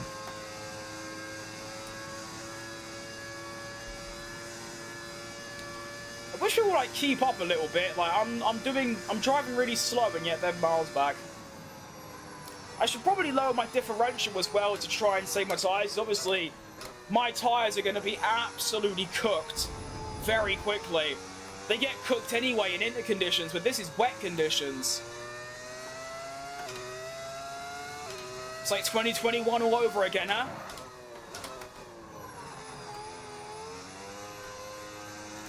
Should probably test how good the brakes are. So I'm going to go, like, full power into that corner. Simulator's about as close as you'll get to driving in Formula 1. Good luck. Hey, same to you, mate. You probably don't even have a simulator, so you're further back than me. But yeah. You never know. Williams could hit me up. Yeah, you want to come around Silverstone for a knockabout in, like, a whatever car they've got? You never know. But I think we're on for a good race, mate. I think we're on for good. I've never driven in full wet conditions. Fun fact. Like, ever. Genuinely, this is the first time ever. But it can't be that bad, can it? Surely it's just dries but slow. You know? Okay, I'm just going to drive. I can't be bothered waiting. Look how far back they are. Alright, is this flat out? Ew. I mean, yeah, but no. Okay, the braking's a little bit earlier. Good to know. About a mile from McLaren, so I hear and see the car. That sounds really cool. Do they even drive cars, though? They're doing all secret testing. Sounds pretty cool, though. I've got a motorway, so I just hear a load of trucks. Nice.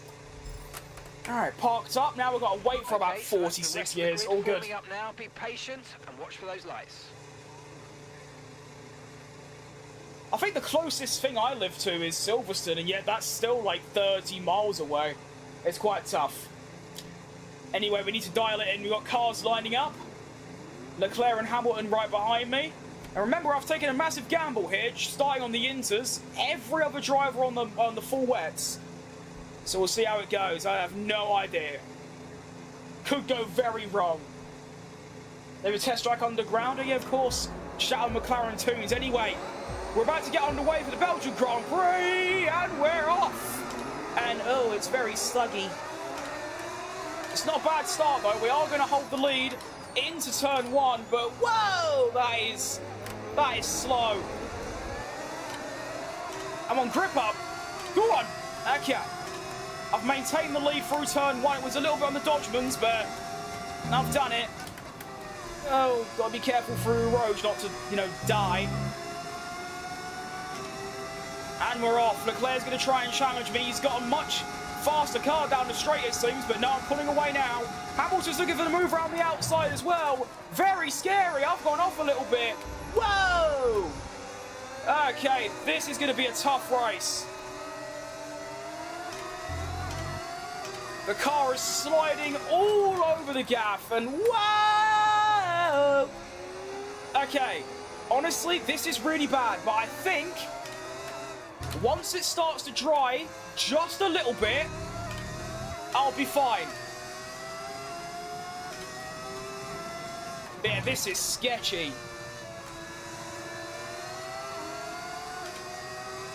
Oh.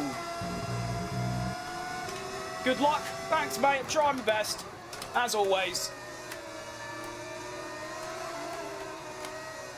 And yeah, keep in mind, this is my first time in the full wet conditions, and I'm not even on the right tyre, so it's even worse for me.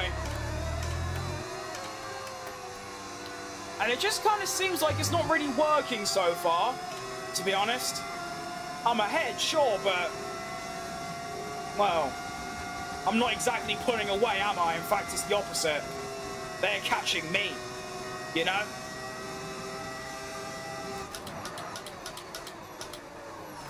We go around turn 1. Not turn 1. Don't know why I said turn 1. We move around the final corner, and we do lead the Grand Prix, but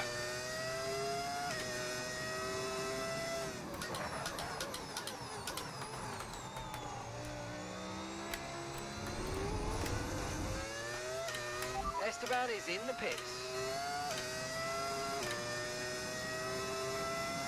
What?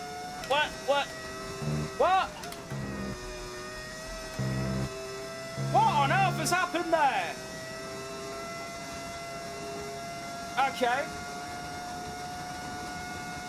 Every single driver has come into the pits. Except, like, one, which is Lindblad. Okay.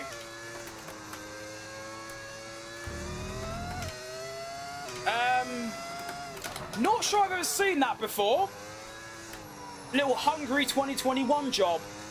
Except, unlike Hamilton, I'm actually on the right tyre. So the gamble was already paid off, as I have a 22-second lead. However, one thing I'm quite worried about is I feel like they're going to catch me really fast, you know? Because I'm not good at driving in these conditions, as you can see. I feel like I'm just not going to have the pace.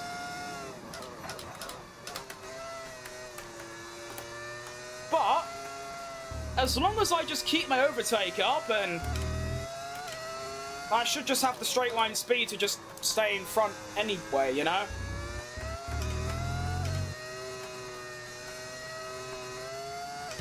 Imagine if I actually had pace, though. The gap I could be pulling right now would be generational. You can see Piastri, he's gaining by well over a second already. You right, Minnie? Oh, no.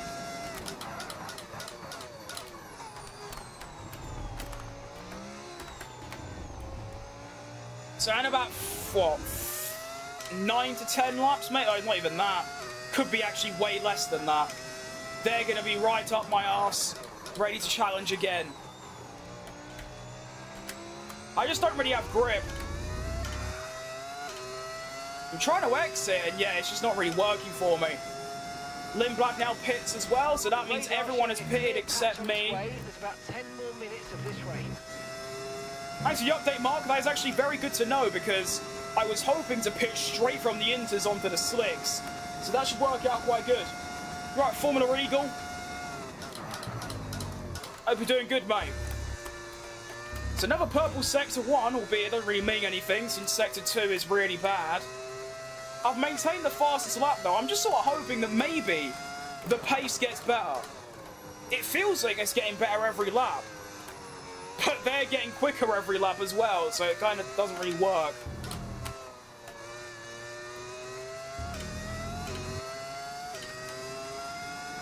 And if anyone's just joined us and you're wondering how I'm 22 seconds ahead in 3 laps, no. I am not playing on zero AI. Everyone made a pit stop from the full wets. So, yeah, that's how we're in this position. Question is, can I actually hold on to it, is the real thing. I seem to actually have recovered the... I'm still losing time, but rather than losing 3 seconds, so far it's only a couple temps. And it seems like I can leave hot lap on pretty much the entire time and not have to worry about running out. I'm doing good, Eagle. I'm doing good, mate. Good race so far. In fact, I'm bloody starving now, I'll tell you. Haven't eaten all day, but oh well. Okay, I think we're still on the right tyres for the time being. Yeah, Mark, me too. Don't worry, boss. And I don't know if it's just me, but has the rain already stopped? No. Okay.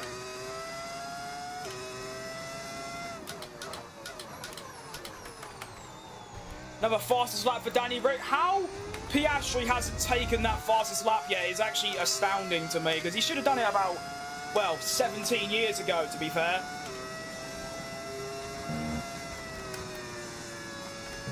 Oh, there you go. Well done.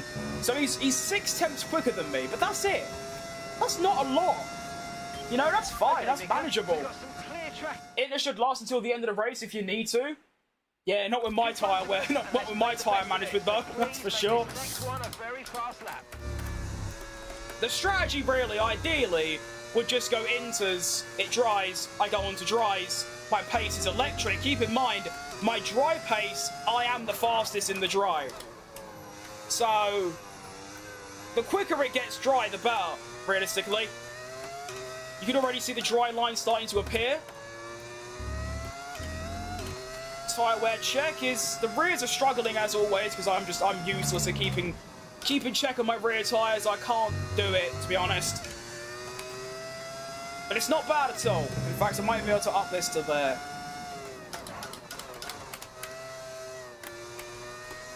And we are getting quicker every lap, which means, of course, we should have a dry race fairly soon. It would help if it stopped raining. That would accelerate the process, but I feel okay. I feel pretty comfortable. Even with the daunting prospect of everyone catching me really quickly, but they're not really. I mean, even if it's a second a lap, which it isn't, I'm still going to win if there's no more pit stops. Do you know what I mean? It is true that the inters and wets get tyre wear slowly if it even like remotely decent at saving tyres. I'm not. Oh, mate, great stuff. You hit that target. New fastest lap of the race. Back on. Safety car. Safety car has been deployed. We need to keep That's annoying. Delta here. Slow down and maintain a positive delta. If that came out 10 seconds earlier, I could have put some fresh inters on and been in a lovely position, but it's all right, to be fair. What is... Oh, no, it's a VSC. I thought it was a... Oh, thank God it's only a... Because I was thinking, actually, I didn't even consider that. If it's a full safety car, everyone's going to be bunched up. But now, obviously, I keep my lead. So, yeah. Actually, that's good. Thank God it's only a virtual.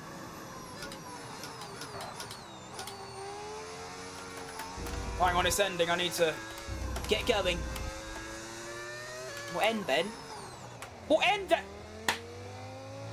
Okay, hang on. We need to discuss this. I am going to use a flashback. If you don't like that, I'm sorry, but this ain't the stream for you.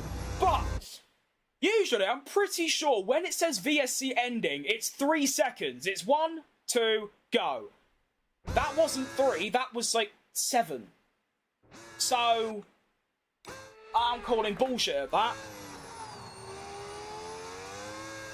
Okay. But we'll get back underway nonetheless. Virtual safety car is ending. Maintain your pace until we get the green flags. VSC yeah, don't worry, Mark. I'm on it, boss. I'm through. We're all right. My gap actually went up a little bit there, I think, because I took advantage of the VSC. Oh, never mind, it's come back down. All good. I'm shit at so managed to have inters or wets for a whole medium race. That's very commendable. That doesn't happen for me. You know, it could very well be a setup thing. I am running a majority dry setup. I don't know how much the setup can affect tyre wear, but I know in full wet conditions, you run the tyre pressures fairly low. I've got mine near the top because you're supposed to for dries.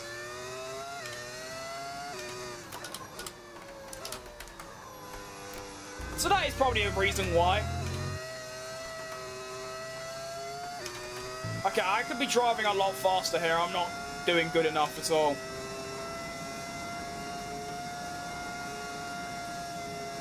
Oh, Nelly, I am losing so much time. Oh, no. It's all gone wrong.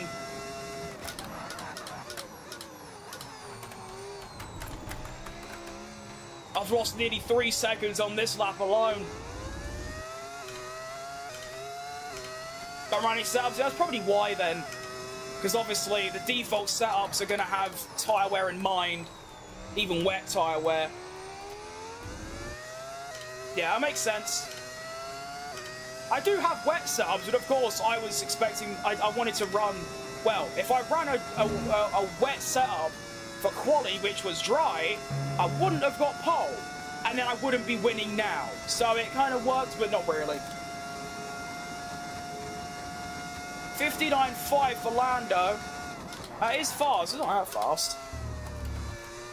You can see the massive dry line appearing, so I should be able to go a lot faster now.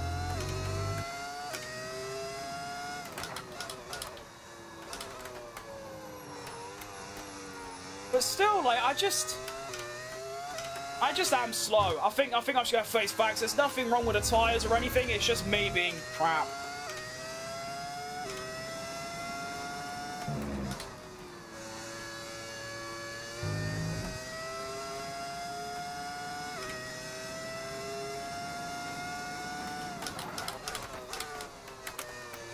Not doing bad by any means, and I'll tell you what, this is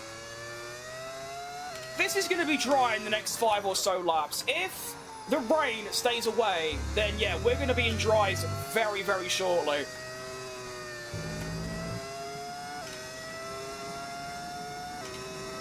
I mean, this almost feels like dries in a way.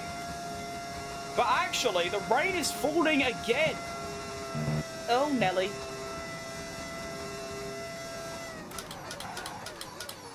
And thankfully, I'm not losing as much time. Once again, it's back to a second a lap, which is fine.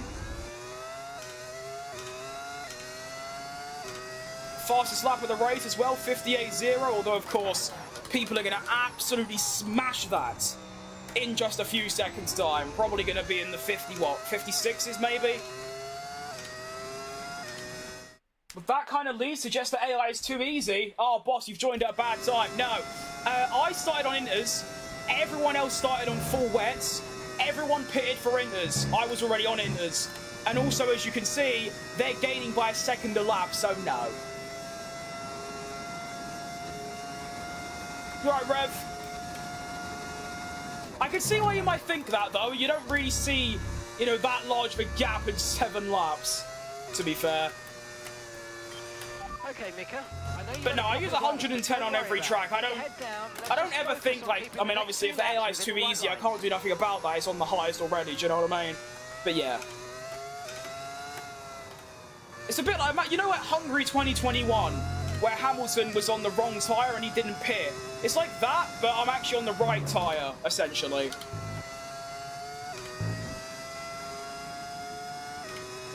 I was on 50, but no assist, so starting from the beginning. Yeah, that's not bad. I mean, I only use ABS. I'm never turning that off, even if someone pays me. I mean, if someone pays me like a couple grand, obviously I would. But yeah, the only assist I used was racing line. And then I've had no racing line for about a week or two. And I can still comfortably go on 110, but yeah. No assist from scratch is very tough. Anyone who plays on a controller, and is obviously decent, For anyone that doesn't use ABS, immediately have like the utmost respect from me, because I just can't fathom it. I also don't have the patience to learn it, so we move.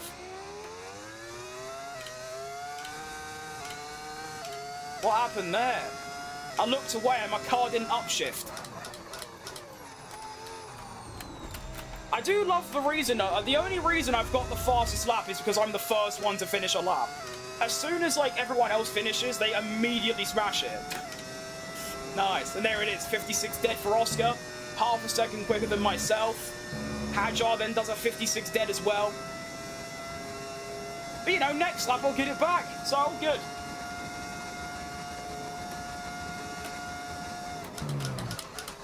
$55.6?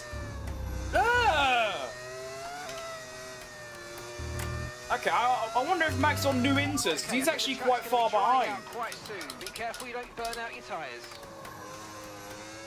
I mean, realistically, I kind of want to burn out my tyres, right?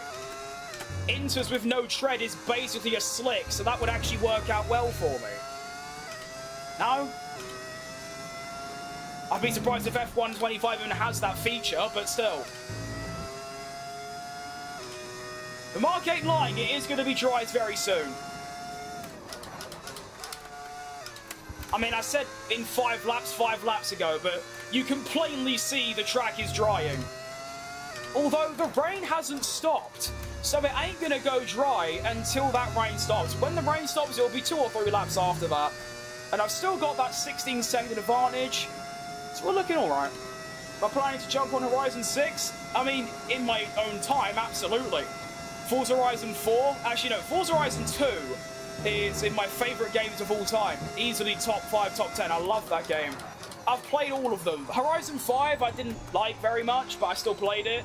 I won't be doing it on stream unless, like, people actually want to see it. But I definitely will play it, I've already pre-ordered it, yeah. Excited. Only thing is though, it was a bit crap really. I pre-ordered it, I bought it.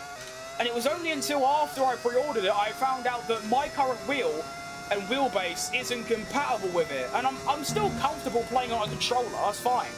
It's just obviously I wanted to put it on my wheel as well, so it's kind of tough. I boxed for dries on lap 11, well, it seems like this was the lap.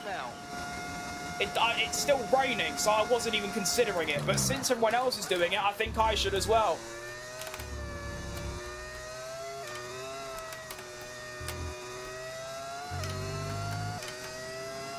And a hard tyre will get to the end. It'll be tricky, but it will.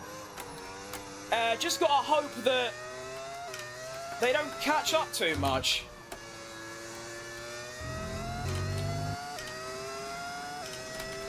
Make sure I've got the hard selected. Don't want to pit for new inters at this stage. Weather report. Weather report. The rain's passing now, so expect it to ease up in the next few minutes. So we should see a dry line starting to form fairly rapidly. Well, he didn't mention it's going to rain again, so I think we lock in. Okay, dries seem like the best tyre for now.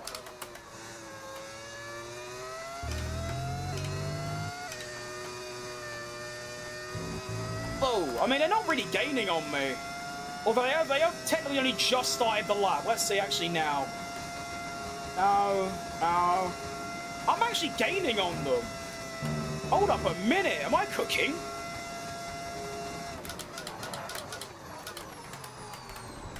Excellent news. Oh, that's right. Oh, wait. Oh, no. So I'm wrong.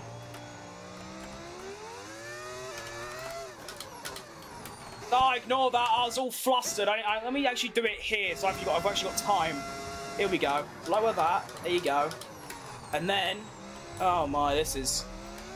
I always get so overwhelmed when I have to start fiddling in menus while driving. Especially pitting as well. Right. Okay, there we go. 2 flashbacks in one race. What is wrong with me? Awful driver. Although it doesn't bother me. I know it bothers a lot of people though, which is quite odd, but we move. So we pit off the inters, we put on the hards, and, well, Piastri's only gained about half a second on me, so I'm going to well comfortably keep the lead. That was our last stop. No more scheduled pit stops. Let's go. Whoa!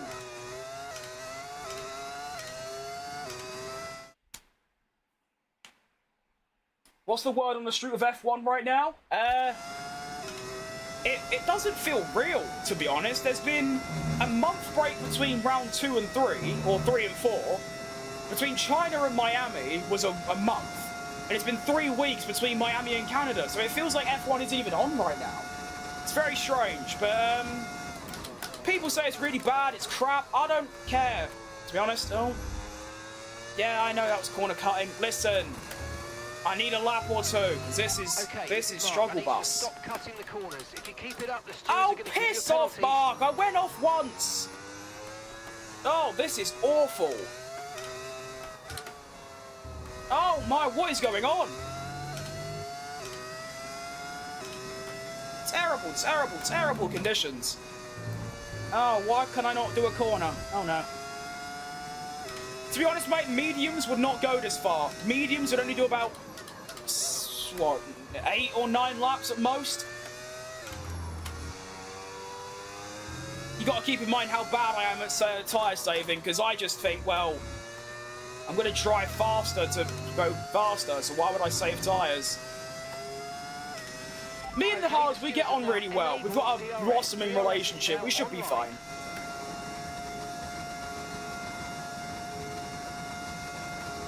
I'm just kind of hoping that in like 3 or 4 laps it will actually go to like fully dry conditions, and then I can really start to like get the pace up.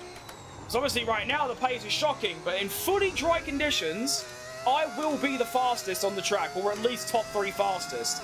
It's just actually getting it to fully dry conditions, obviously, which right now we are far from. Tyre condition still looking good. Oh, no wonder I put them on like 1 lap ago, mate. 52.8 for Piastri. That is going to be the true fastest lap, because obviously I know, mate, it's a 52.3. So I want to see if I can get anywhere near that. 52.3. Keep that in mind. I mean, it's the fastest sector 1. Oh no, 52.1 now. From how is Max so far down, yet he keeps setting fastest laps? So confused how that's even happened. Oh, turn! Absolutely chronic understeer. Egregious stuff. If I win this race, this will be arguably like the worst win of my entire career. Because this has just been a plethora of mistakes. It's been really bad. Okay, I'm on like... Okay, I'll just wait until I finish the lap. I'm not going to try and do maths, working out my delta to my fastest lap and try and calculate what my best lap's going to be. I'll just drive and do that instead. The gap has gone up a little bit so far, though. Although that is through Sector 1, where... Hang on, no it isn't. Purple Sector 2, we might be back. Hold up a minute.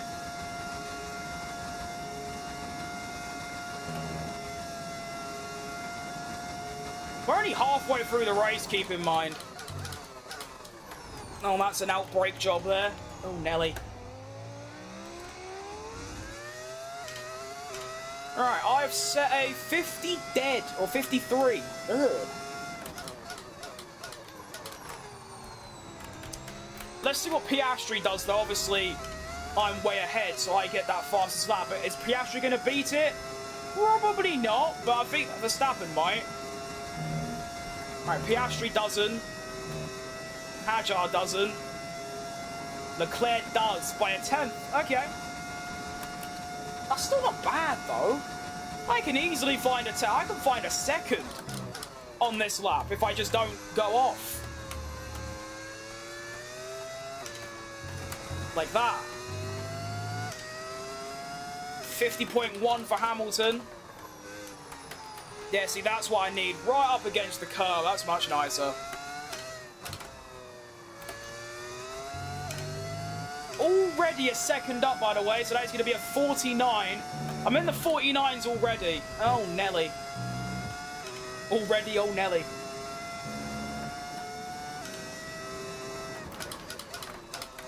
And I reckon, as I said, 3 to 5 laps and this track will be fully dry, and then I'm going to really start pulling away. Well, at least I hope so. Anyway.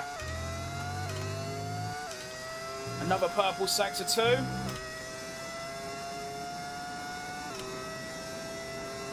Looking good. I just wish I'd stopped going off at every corner.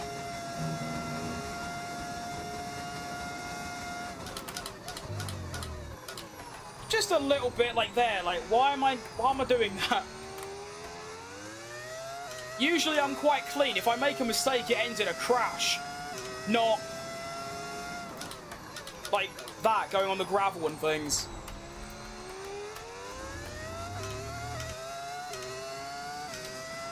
So gap to Piastri has stayed relatively the same at a 17.8 or 17.9-ish. Are any of them going to compete on my fastest lap of a 48.2? They immediately do. Leclerc sets a 48 dead. Never mind. It's me thinking, you know, maybe I finally got it. Can I just point out, by the way, if I don't bottle this and I win, and I keep the fastest lap somehow, I'll have got a Grand Slam. We just appreciate that. There is a Grand Slam on if I can keep the fastest lap. I have led every lap very comfortably, to be fair.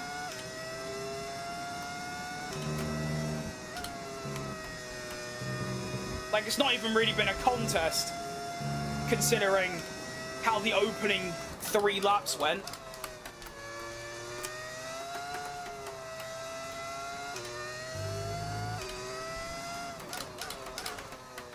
Confidence is starting to go up. The track is drying that ever bit more. And now you can see the gap starting to go up. That's what you want to see.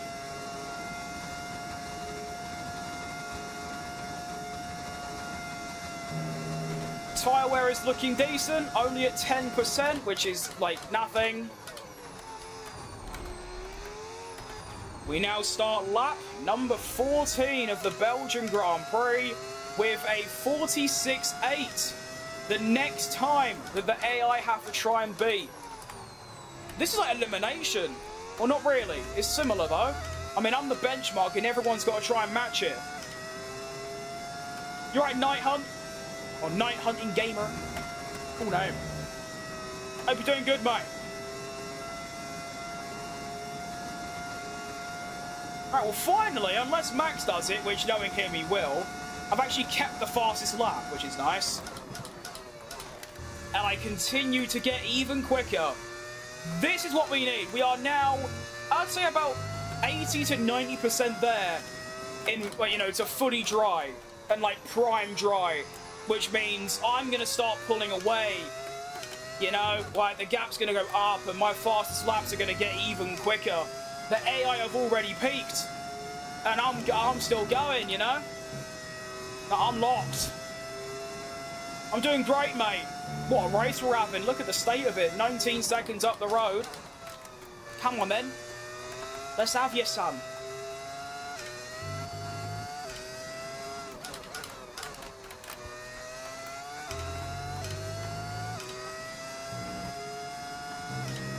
I'm another half a second up this lap, by the way, so I'm getting even quicker. Meanwhile, the AI, like I said, they've reached a bit of a stalemate. They're not really improving anymore. 110 is the AI, my friend. And if you're wondering how the gap's so big, on the first lap, I started on inters. Everyone else was on full wets. Lap 2, everyone pitted for inters. So I had a 22, 26 second gap or something.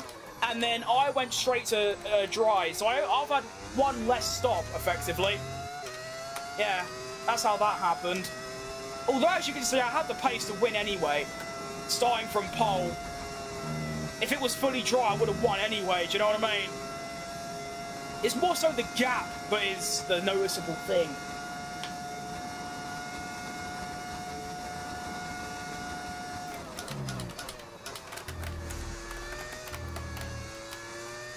How have I improved in Sector 1 but it isn't purple? Don't tell me there's someone that's somehow gone quicker. Surely not. That's just unbelievable. Well, to be fair, mate, I've played these games a lot. You know, been playing since 2021. I've got over 2,000 hours on this game. Yeah. Oh, Leclerc's out. Oh. The bloke who was running in, what, third? Is out of the race. That is rough, Charlie. Long day for him. Obviously, he won the Grand Prix in 2019. 26, he's gone.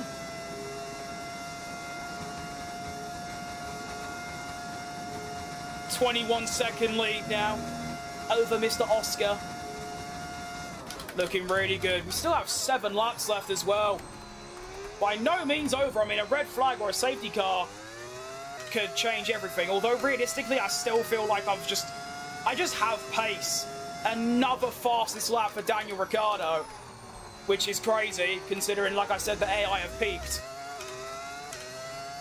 And like I said earlier, if I maintain this and I keep the fastest lap, and I win, it might actually be one of my first ever Grand Slams. And I've done it in the 5th best car in a Haas. Well, hosting multiplayer events, I hope so. I keep putting it off because I don't really know how it works, but yeah, one day.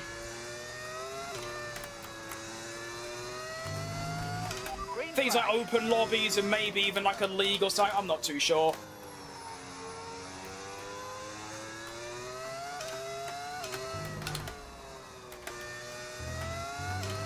Esteban is in the pits. Why is Ocon pitting? What strategy is my guy on that he needs to pit again? He's not the only one either. What on earth is happening this race? This race has been so strange because it's just like, for once, everything's kind of worked out in my favour. I mean, the lap 1 thing with me on inters, everyone on wets. And then it drying, which, like I said, I am the fastest in the dry. So that's helped me. It's just like it's a race where, like I said, for the first time ever, things have gone my way, and look what happens. But yeah, I don't actually remember the last time I got a Grand Slam. Obviously, pole position, led every lap, fastest lap. But yeah, I don't know. Usually I'll get 2 of the 3. I'll get a pole and a win, but no fastest lap. Or a win and fastest lap, but no pole. But yeah.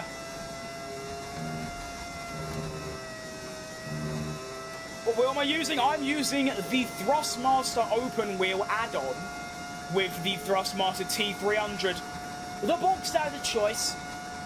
But I've had it for 7 years or so and it's never gone wrong. I would like to upgrade to one of those fancy Fanatec's, but they're just way too expensive, you know.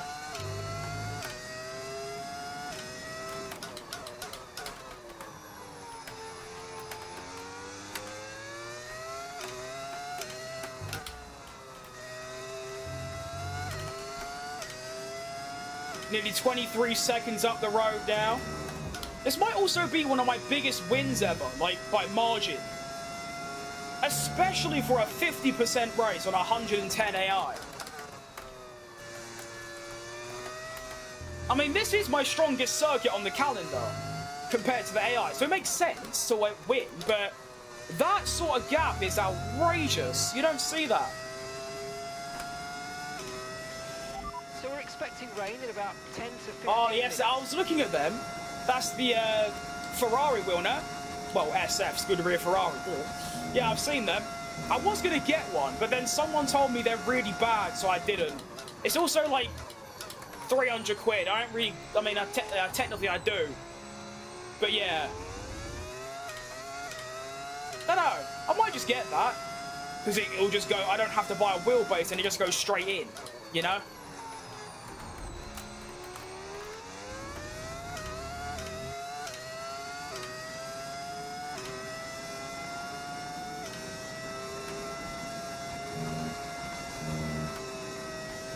Tyre wear is looking good, only at the mid-20s. Should comfortably make it to the end of the race.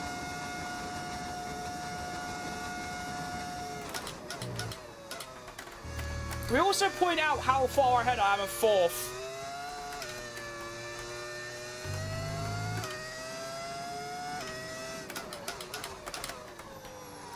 Just the 46 seconds.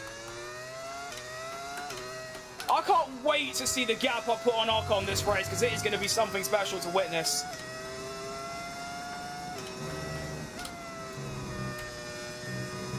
Oh, never mind, I spoke too soon. You know what? I'm genuinely considering to pit for brand new softs to take the fastest lap back.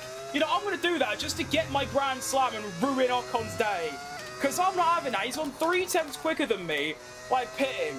And if I keep improving by a couple seconds every, or a couple attempts every lap, that should be doable.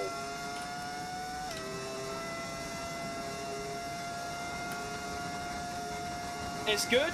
But I think people are referring to, like, the really expensive wheels rather than... I'm not sure, but...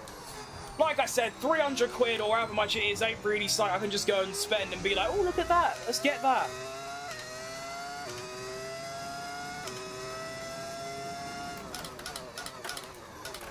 I do need to think about this, though, because obviously I don't want to bottle the win. But if I pit now, it says I'll still come out first. So obviously lap 21, wait no, lap 20 I need to pit. So I've got one lap and a half to get the largest gap possible. 2 Piastri, pit for softs, nick the fastest lap back. That is the process that we are going to attempt. And just hope that nothing goes wrong and I don't bottle it.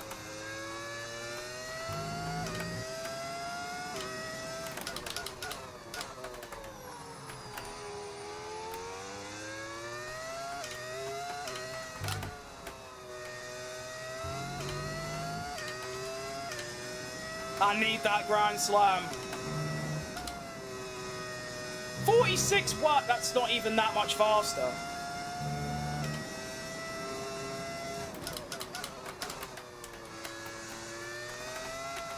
I'm now pushing like crazy.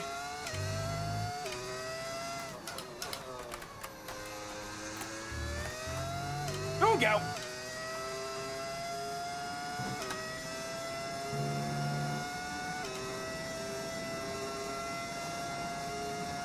Okay, 24.3. Should be up to maybe 25 seconds by the time we get into the pit, so... I reckon that's enough for a pit stop, don't you think? Surely.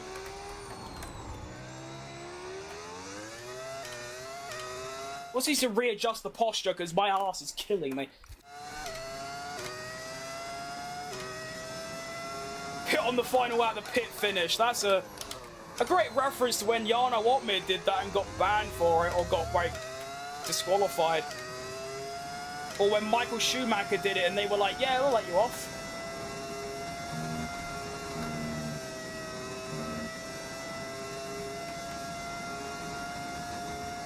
That could actually be aura, though, to pit on the final lap.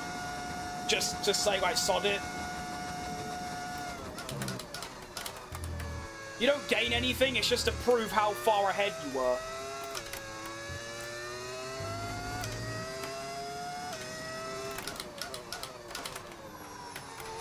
Still 24, I don't like it, but... The game says that a 24-second gap would be enough to maintain the lead, so I'm going to trust the game and roll with it. Ocon set... Where is Ocon? Because he set 3 fastest laps in a row.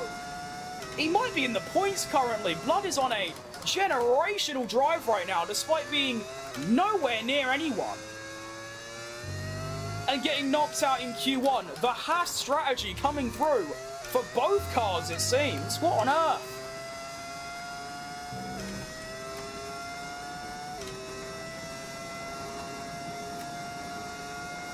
Realistically, I should be so fast that even if something goes wrong and I lose the lead, I'll just re-overtake Piastri anyway, you know? Oh shit, well, I didn't tell my teams I'm pitting. Oh no, it's all gone wrong. Sorry, that's not legal. I don't care. Okay, don't worry about that target for now. Let's just focus on this pit stop. Just kind of forgot there. All good. Alright, soft tyres go on. It's a good stop. We're back into the race. He'll be able to push sooner once these scrub tyres are up to speed. They're quite old.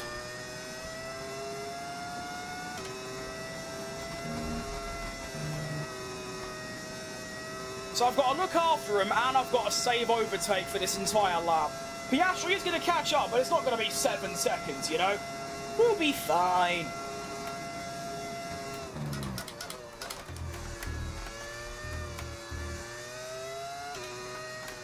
Realistically, I thought I should have a spare set of softs, but I suppose because of the sprint race and all that, well, I don't have any, you know?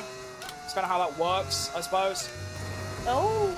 Rain is forecast in just over 10 minutes' time. Rain in 10 minutes. Yeah, well, Mark, the rain don't really matter. Oh my, I can't drive. The rain don't matter. The race will be over in a matter of minutes. It's all good.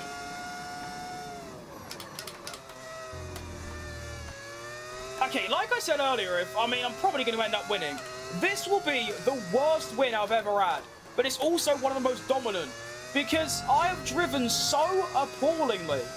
I've been going off every single lap at some random place. Ugh. Really frustrating. Alright, now I've got to try and get these tyres to do a fastest lap even though they're used. Why do I feel like that might not even be possible? We're going to give it a good go anyway. We now start the final lap of the race at Spa. It has been one of the more stranger races I've ever done. Pitted at lap 1, starting on the different tyre. Everyone pitted on lap 2, apart from Lindblad, bless him. So I had a 20-second lead for most of the race. Race got dry, ended up with a monstrous lead, and then Ocon decided to try and take my fastest lap off me. Well, I'm not having it. I am now on the soft tyre after making a pit stop, 7 seconds ahead still, and I am now fighting to retake my pole. I believe his lap time was a 46 dead, so I need to improve by 3 tenths or more to get that fastest lap. And I tell you what, this car feels electric. I'm already a second up, so we're looking pretty good to take that fastest lap. Although I've gone pretty wide through there, all good.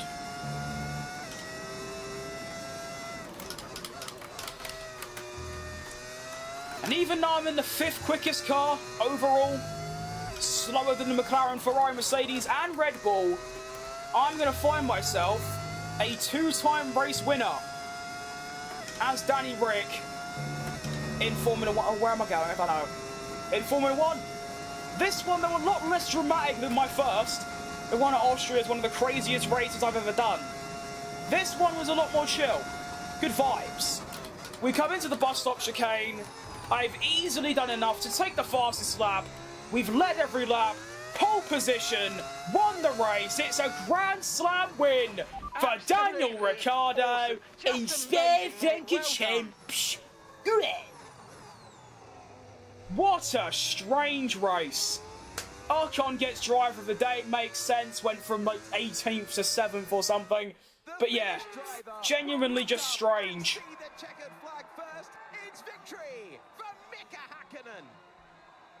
That's not my name. All good. They led from if you think about it, at the end, and their race victory was never in doubt, was it? I didn't actually see anyone from lap 2 until like the final few corners, just after I pitted. I didn't see a single other car because I was like more than 15 seconds up the road. And our drivers are making their way out for the podium celebrations as we speak. But there was literally no one to be there. It was just me. Piastri finishes 2nd. Hadjar takes a 3rd. Decent stuff. Danny Rick on the top step, though. It's what you like to see. 2 wins out of 7 races. To be honest, I know I'm strong at certain tracks. I was not expecting to win any Grand Prix until at least Season 2 or 3. And yet, 7 rounds into Season 1, he's already got 2. You know, it's just what he does. What an end up taking the win. But what's the... Oh, wow, I've done 2 seconds on Piastri in the end. Alright, cake a lot, little stream before work. Decent. I mean, technically I'm streaming before work, but I'm not watching the stream, I'm doing the stream. But yeah, I thought, you know what, I've got a few hours before I've got some work to do, so I might as well slip a stream in. But there you go. We take the fastest lap as well, 44.8. Ocon was a 46, so I ended up taking the fastest lap by 1.2 seconds. And it's a grand slam for Ricciardo. As you can see if I go in the replay. This is what, if you just joined us, this is what happened. I started on the inters, everyone else on the wet tyres. Lap 2, every other driver went into the pits apart from Lindblad. Everyone else went in. Meaning by lap 3, I had a 21-second lead over Piastri. 20.4, so that was 2 seconds. Half a second. I'm afraid we didn't quite meet our targets there, but don't worry about it. Get your head down and chin up, and let's focus on the rest of this race. Who's talking? Huh? I'm so confused. Okay, Anyway. mate, we didn't get what we needed there, I'm afraid. But head down, chin up, and let's focus on the rest of the race. Shut up! Okay, well, it wasn't to be this Shut time, but up! not to worry. There's a long way to go in this race, so let's focus. Anyway, what was this Ocon drive? Went from 16th to 10th in one lap. I think some people pitted. Ugh. Fair play, Ocon. Okay, well, that was probably almost very close to the most dominating weekend you could have. The only thing I missed out on was the sprint fastest lap. Which, by the way, my race fastest lap was 2 tenths quicker. Or no, it was 6 tenths quicker. So sprint race, sprint pole, sprint win. Race, pole, win, led every lap.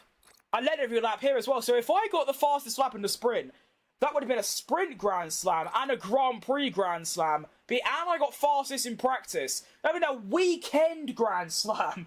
Jeez Louise, right, the standings then. After another race win, we move up to 4th in the drivers, ahead of Hamilton by 4 on 90 points in 7 rounds. Ugh. Constructors, also Ocon picks up 6 points to go into 12th. Decent. Constructors, we are on 98. We are 42 now, ahead of Mercedes, and we are only 13 of Ferrari. Ooh, not bad. Unbelievable race.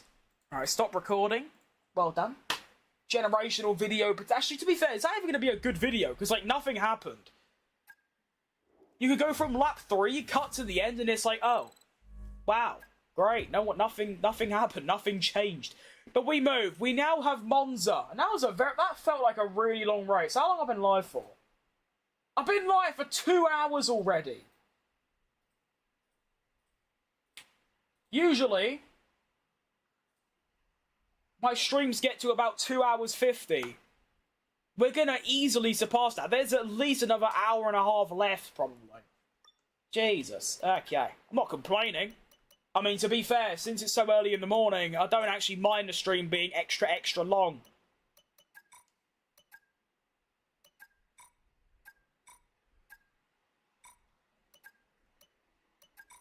Okay. Now let's make sure we've got the least used engine components on. Of course it is. Actually, no, I'll keep the same on and then change it for quality. I need to remember to keep doing that. Look at that. I mean, if you take out Silverstone, the consistency that I've been on is outrageous. 4th, 7th, 7th, 7th, 6th was already good. First and first, in between a stinker. And now I move on to Monza. We've got Monza, mate. Good old Monza. To be fair, I'm not very good at Monza. I love the track. I'm just not good at it. Do you know what I mean? So I don't think we're going to get a result similar to Spa. But obviously, if I can beat Ocon, maybe get into Q3, everything's well. You're right, Jim? Good to see you, mate. Hope you're doing good. Okay, mate. I forgot about R&D. I've just forgot. Unlucky. I'm afraid to say that some of them have failed quality control. We're going to need to tell the team what to redevelop via the R&D. Well, we're still ahead of Honda. We've closed up to Mercedes. We basically have the joint 4th quickest car nowadays. That's pretty good. Lock it in. Get me into the Monza. Yeah, like I said, I do love this track. It's easily one of my favourites, but It's strange. Usually my favourite tracks are the ones I'm best at. So, Spa, Melbourne, Qatar. Mixed conditions again? Oh, Nelly Onula. I'm not looking forward to that in the slightest. I mean, Spa, yeah, I did win in the wet, but that's only because I had a 20-second buffer. If it stayed wet, I probably wouldn't have won that race in the end. Okay. Well, I suppose we're going to have to deal with it. Can't exactly change the weather. Just got to hope the weather doesn't turn up. Do you know what I mean? During this session. Nothing you need to worry about, but as we have... Yeah, Mark, I'm going to be honest, you say that every weekend. There's nothing new, is it? It's called an upgrade, boss. Alright, here we go. Welcome to Monza. Now, yeah, like I said, the expectation is definitely a bit lower than Spa. Realistically, get into Q3, hopefully. If not, beat Ocon. Beat Ocon, everything's great. That's about it. That's all I can hope for. Don't forget, qualifying so far is 6-1 to me. Race is 7-0.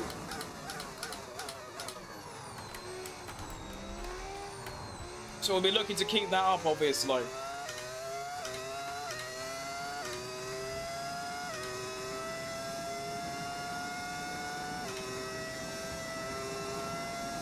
My British crib, I should be brilliant in the rain. That's a fantastic point. You are spitting there.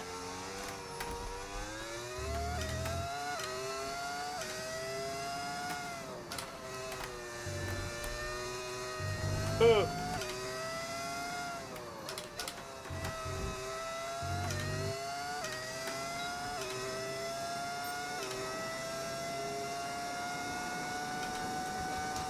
Come on, just beat Ocon. Surely I can manage that, right? I tell you what, I know it's only the first lap, but the car feels lively. I mean, in Spa, it took a good... Well, it was only until the, like, 18th lap of the whole weekend.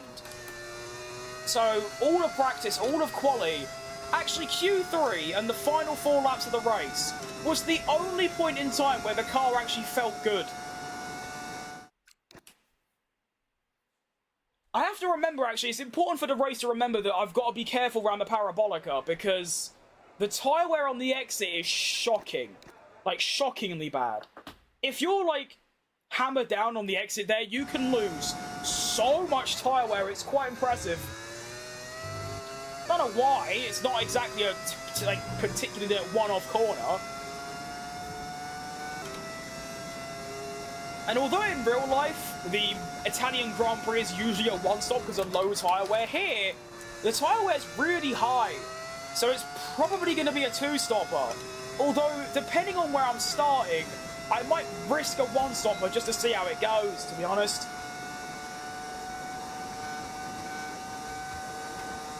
.346 kph, that's pretty lively. Into the outbreak into turn 1, you'd love to see it.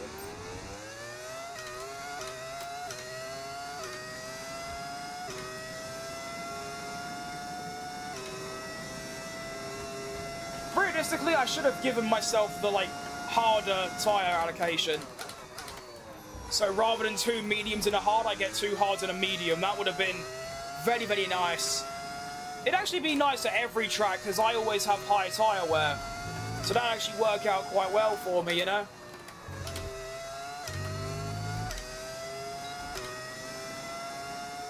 Fastest overall so far, which is nice to see, of course. It's very early in the session. Am I wearing socks? Yeah. Wearing one. Because I couldn't find the other one. So my brake foot's got a sock on, but me throttle one ain't.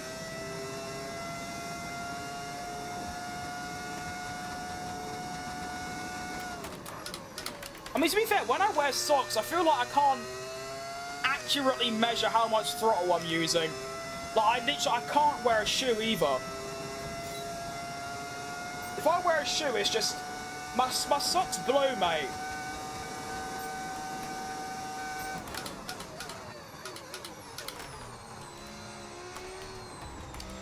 Okay, Okay, so turn 1 with DRS and ERS is 150-meter braking. I thought it'd be a bit later than that, but we move.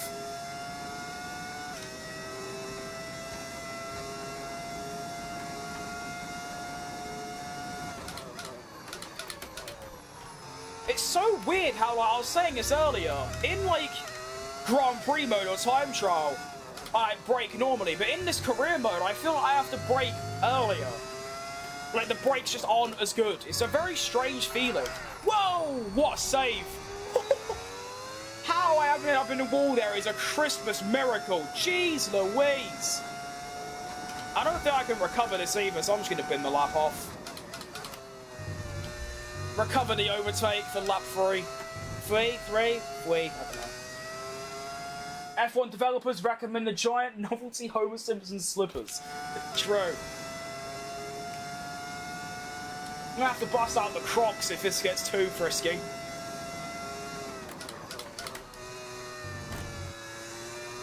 Alright, go!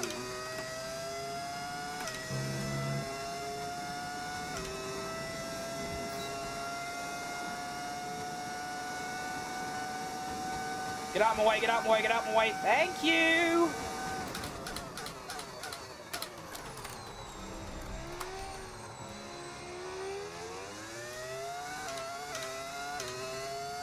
Thank you, Mr. Ferrari. I couldn't tell it was a Ferrari because obviously Ferrari's blue in my career mode.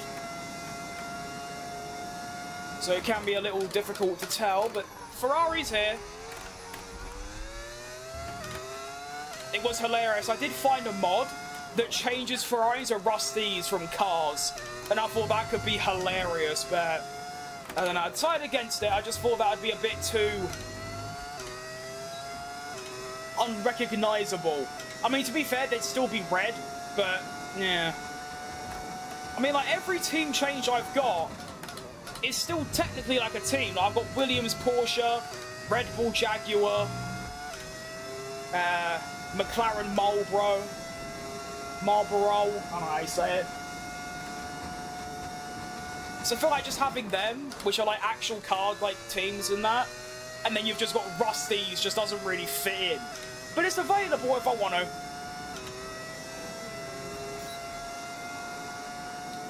I think I'll just finish lap 4 and then we'll go into the next practice program. I can just do the rest in quick practice.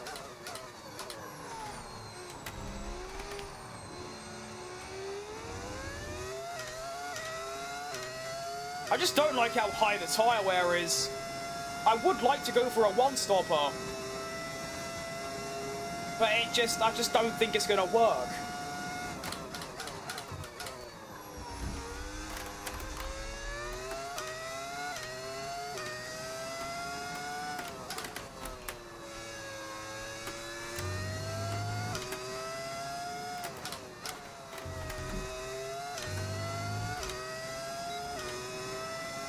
My sock's blue, mate. Keep it in there. It's blue.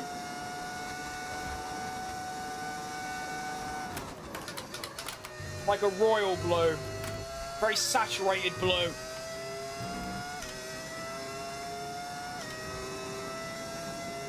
Ah, nice bit of sunshine. It's weird, really. By the time I end stream, it's only going to be midday. Usually when I finish streaming, it goes from sunny to just darkness. But no, I've still got a good 7 hours of daylight left. It's nice. That'll do us. Only 3/10 off, to be fair. I reckon the one-stop is very much possible. I might just give it a go for experiment's sake, you know? Finally, we've got qualifying pace. Get this done and we can move swiftly into quali. Like I said, the objective mainly is just beat Ocon. If I can do that, then yeah. Yes, mate, I've got one foot that's bare, which is my throttle foot. AKA the one on the right.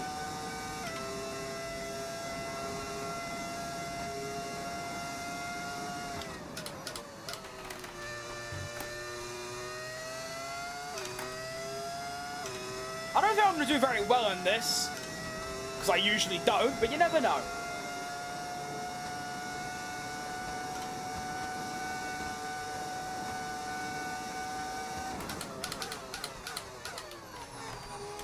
What happened there? I just did 2 downshifts for the price of 1.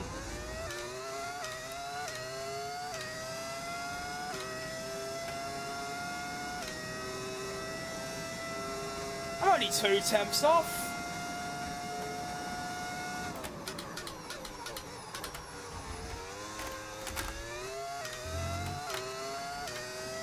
I'm only 3 temps off.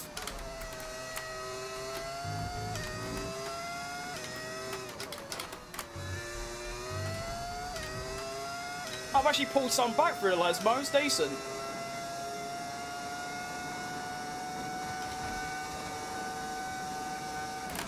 Scotty! Ugh. Oh, there is pace through the Ascari, my goodness. I vibe while listening to the F1 theme by Brian Tyler. Am I weird? You're the opposite weird, mate. You're an absolute legend.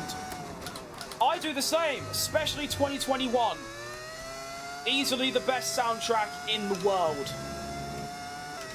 Shout out that Parabolica bottle job, by the way. Okay, we haven't hit our program targets. Come in and take a look at the data. Wow, they think I'm going to struggle to get top 10. They're probably not wrong either, to be honest. Definitely not. Now, honestly, the 2021 F1 theme might be up there with one of my favourite, like, music pieces of all time. Followed by Christopher Larkin's work. But yeah, Brian Tyler and... what's his name? I forgot his name. The one who does the F1 game themes. I can't think of his name. It's like Dan something, I believe. What an incredible practice session. The fun doesn't stop here, though. Join us again. I mean, I'm still the weekend What? What's happened there?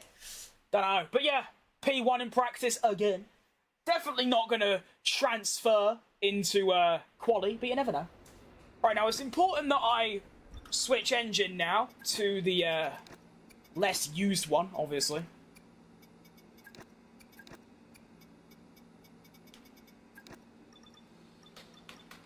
And forgot about that. It's going to be a mixed conditions quali, so that if it's wet, it's going to be even worse for me, you know?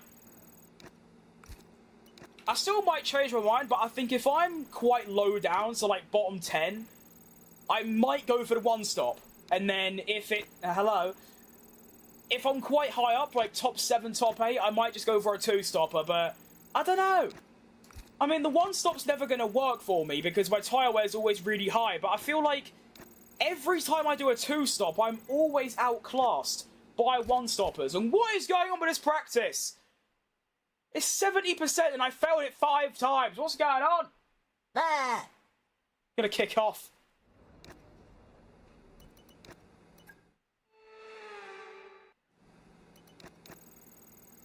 I need those resource points, man. Come on. There you go. Go on. Yes. 3 in a row. There you go. Lovely job. Alright, qualifying time. And we are going to be locked in for potentially a bit of a damp session. Which I'm not looking forward to in the slightest.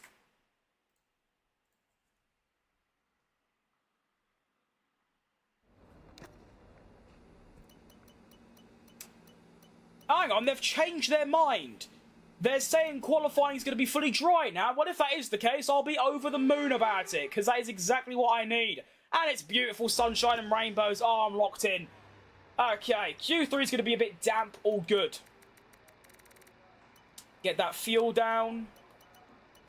Honestly, everything's kind of good. It's just, I'm just a bit shit, to be honest, at the game. So, there you go. Okie doke. What is Esteban Ocon's lap time going to be? Of course, that is the only thing I really care about beating. Carlos Sainz first. What is happening?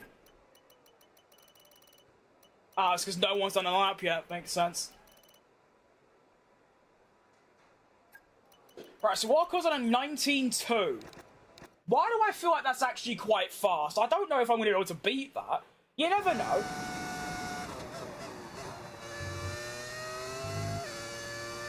Lock in! Qualifying is here! Oh, wheel bug. 2026, nice. Now, I think it's probably wise to take it easy around this corner. For the tyre's sake. And here we go. Honestly, if I just do that, I shouldn't need to use any overtake. I should just get get the speed. There it is.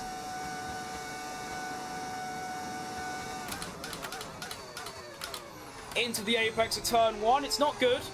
It ain't bad either. Good exit as well. Basically, I'm just going to hold off my overtake and everything for sector 1 and 2, and then floor it for sector 3. That usually works out quite well for me. Only a 10th up through sector 1 though. It's actually really bad.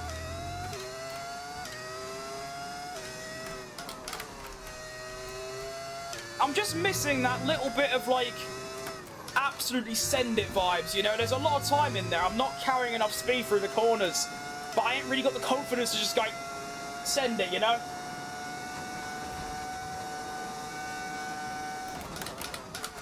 Through the Ascari, that was nice. I went a little bit wide. It's okay, though. I didn't see how much I was up on Gasly through Sector 2, but this lap has been decent, but I just feel like the potential's quite low.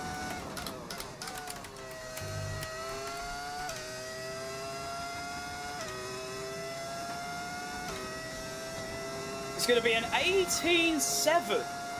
That's actually quite good, I think. It's way ahead of Ocon, so that's enough for me. Do you know what I mean? Hulkenberg third, Sainz second is certainly something quite fascinating, isn't it? Cool. I'm hoping that's enough to send me straight into Q2, to be honest. That'd be ideal.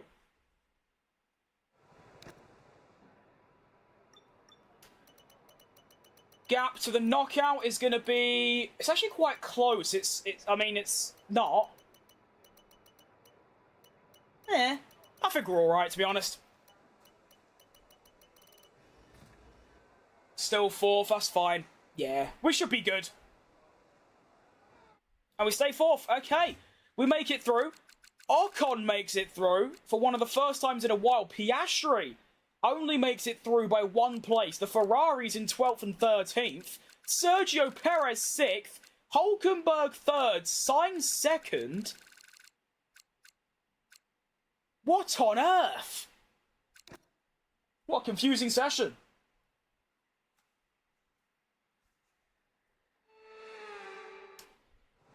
Right, on to Q2. Welcome. Now, I would like to match my laps with an 18.7 and go straight through to Q3.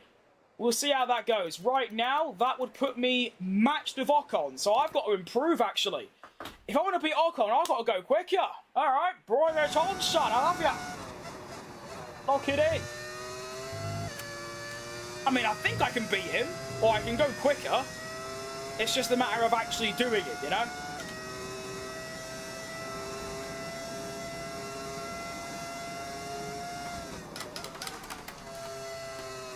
And go! Q2 for Monza. Gonna go all the way over here so I get that extra couple kilometers. And off we go. 26.4 for the first sector, set by George Russell. Better braking, but still could be way later. Good to know if I make it to Q3. Keep in mind, if I do cock up, I do have another set of tyres and the time to go for a second run, so that is doable. Sector 1 coming through is going to be half a tenth up on George Russell, who is currently only in P12, so I need to go even better than that. Through Lesmo 1, it's a little bit on the wide side, but it's alright. Through the second Lesmo, that was a lot nicer. Carried a lot more speed through there. Go on, gal.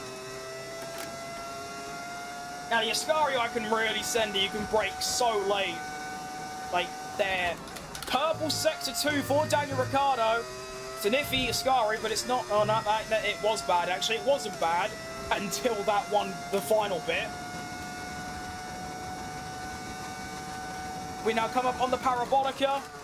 Good braking, right up against the curb. Exit's lovely. That is a beautiful Parabolica. That is going to see me shoot up the leaderboard, I think.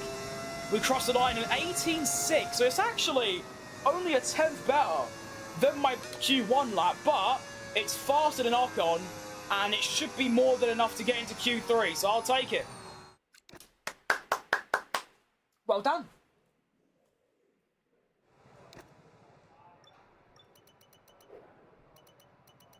Yeah, I like it. A 10th and a bit up. Decent.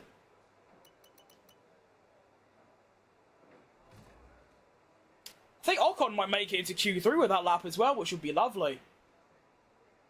And he does. It does also seem like that pace from certain cars like Hulkenberg and Perez just was a bit of a false dawn, because Perez out in 16th, Hulkenberg's out in 11th. Sainz made it through it on P6, but we are slowly returning back to normal. McLaren 1-2, Red Bull and Ferrari up there. Hamilton knocked out, though, in Q2. Is tough for, obviously, Ferrari's home race. That is really tough for him. Now, Q3 is going to be a bit interesting because... Oh, never mind. It said it might rain. Hang on, it is raining. Right, I think we get out now, to be honest. I think we just give it some. Yeah, we go now. Get out while I still can before the rain really starts. Hope I haven't come out too late. But this is most likely going to be my one and only run in Q3. 17-something for Max Verstappen, which is just bonkers pace. Probably should have just kept up with that McLaren, because that could have been a lovely bit of a slipstream, but it's all good.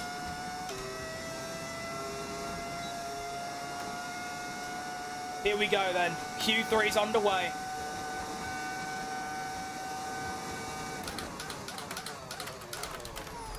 It was nice braking if I can... Oh, I've gone on the curb a little bit. Go on. Yeah, we'll take that. It's not bad.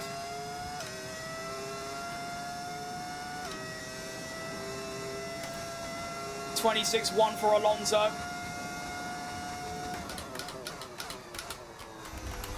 Oh, I've gone right on the curb there. Not good. Lovely exit, though. Through Lesmo. Oh, that was awful. That wasn't. Slightly recovered it. It's not good, though, by any means.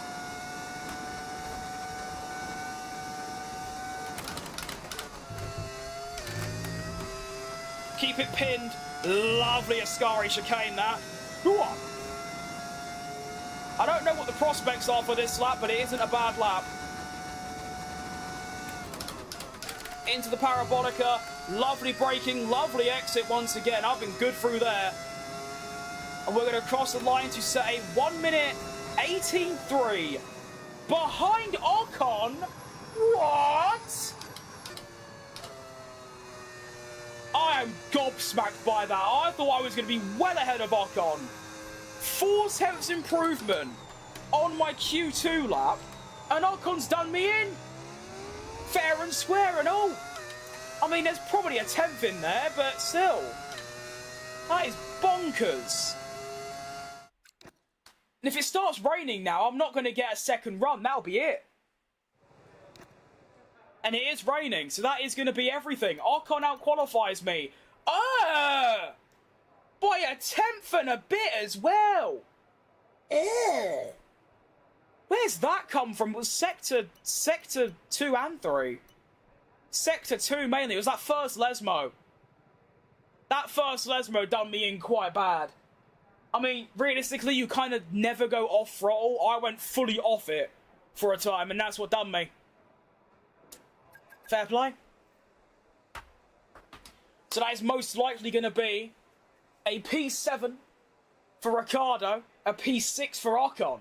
And it is. Goodbye for now, then. But we are wow. really just getting started. I am honestly stunned by that. Purely because Ocon has been so monumentally behind me pretty much this whole season, apart from Melbourne where I spun. If I actually got a lap, I would have been top 3. So that is the first time this season that Ocon has legitimately out-qualified me. I thought my lap was good. Excuse me. I went 4/10 quicker than my previous run in Q2. So I thought that's a lovely lap. It's a second off pole. It's a 10th and a 700th behind my teammate. I suppose 6 and 7 for Haas is really nice, but even so, I am stunned by that. That's going to take me a while to get over. What on earth? Cool. So that makes the qualifying head-to-head 6-2 between me and Ocon. Hopefully, I can make it 8-0 in the race. That'd be ideal. Actually, no. Yeah, no, it is 8-0. Yeah, because I still beat him in Silverstone, even though I finished 18th. Now then, the Grand Prix says it's going to be mixed conditions, which is going to be quite fascinating. That is going to be 50% of my races this season have been wet and dry. Wow. And the other 4 have been fully dry. Cool. I do hope it's fully dry, because that's when I'm strongest, even though right now I'm not that strong. But yeah. You're right, Kusa. Please be dry. That'd be ideal. If it's dry, I can go for a one-stop, probably do crap, and then go home, you know? In the wet, it's going to be a struggle bus. Do you fancy loading at some point? Thank you. Oh. Long day. Long day. We are going to have a soggy Giuseppe Italian Grand Prix. It might dry up later, but for now, it's looking like it's going to be dry or wet, sorry. Today, so we're going to need a low downforce setup, which of course means that DRS won't be as effective, but hopefully we're going to be so quick we won't even need it. Wishful thinking, lad. DRS is very much powerful here, let me tell you. Okay. Let's set up for the wets. I don't like doing all this tyre pressure stuff, but realistically, I'd be knackered in the wet if I tried and did a dry setup, obviously. I should also up my aero more rather than lower it.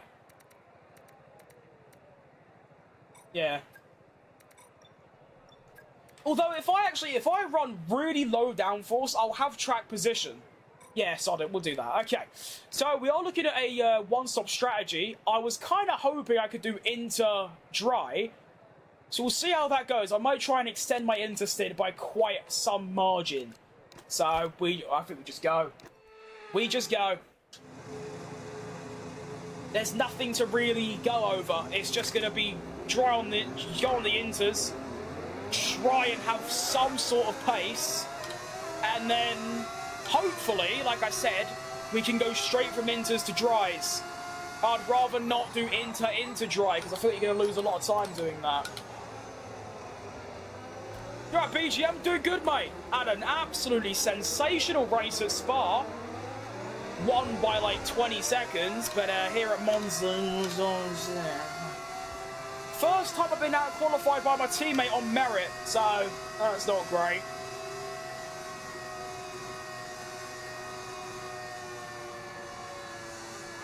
Not the end of the world, though.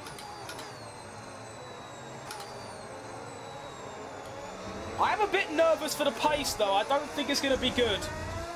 Like, at all. But like I said, I'm hoping I can jump Ocon at the start and then just have track position. And then I just can't be overtaken. That'd be ideal anyway. It probably won't work out like that. It never does.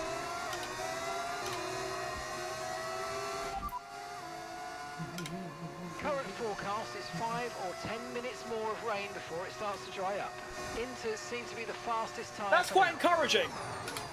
Because like I said, hopefully that means I can just do 12 to 13 laps on the inters and then go straight onto the dries. That'd be lovely. An exact replica of Spa, nearly. Started on the inters, went straight to dries.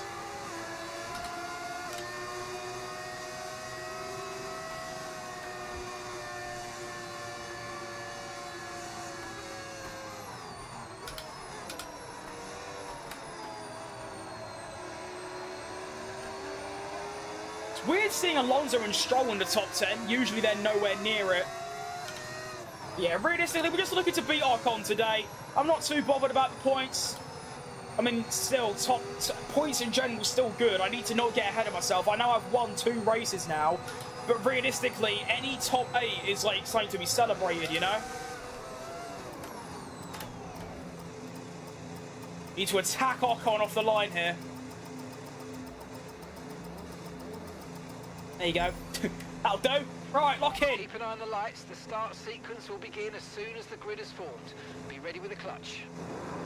Italian Grand Prix round number 8 is about to get underway in soggy conditions. And we're off. Good reaction. It's not great off the line. I'm going to try and short shift so I can get my foot down earlier. And I've managed it. Lovely bit of car control to not get done by Ocon. We go into turn 1.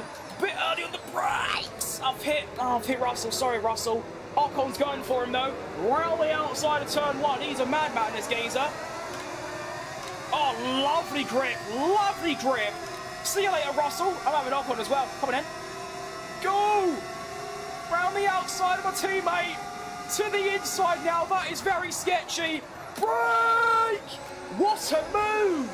Down the inside of Ocon to go up into the top 5. That is gorgeous overtaking. Now we do an Alonso Monaco 22 and absolutely just hold everyone up. And yeah, that's basically what I'm going to do until the end, basically. Oh, never mind, I've gone off. I lied.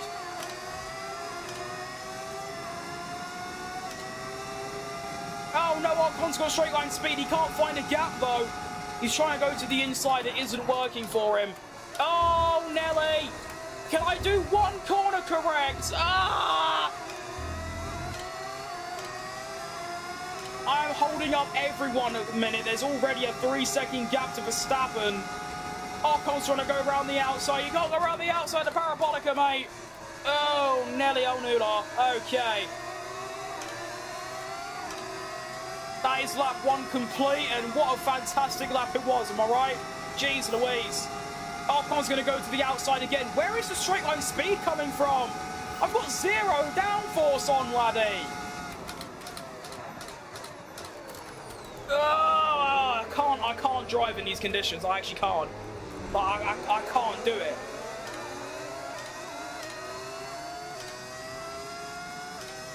This is so difficult.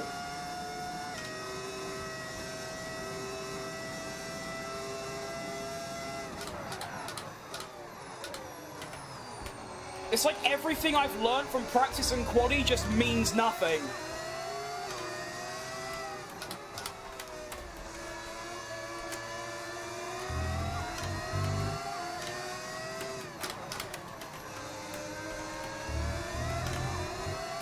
As you can tell, I am really, really slow. But what's interesting me is how is Ocon's straight line speed so good? Look at this. I'm going 333 kilometers an hour. I'm on the brink of giving up. I'm not going to lie. Like, I'm about to just go in the pits and give up. This is the worst opening 2 laps I've ever done. And I cannot fathom where the AI are getting their straight line speed from. Like I said, I'm running 0 downforce, using all of my overtake, and they are still 20 kilometers an hour quicker than me down the... Where are you going? Where? I'm lost.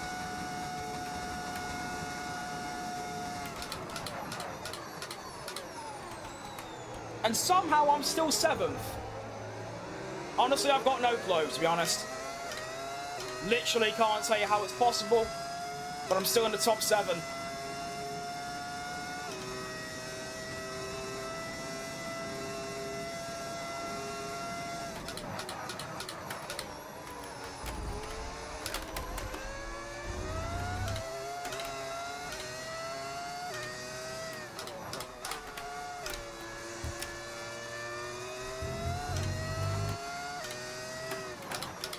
And you can tell the AI have got way more downforce than me because of the time they're gaining through the lesmos. Back to dry shortly. I mean, they gained, what, 7 temps through the lesmos?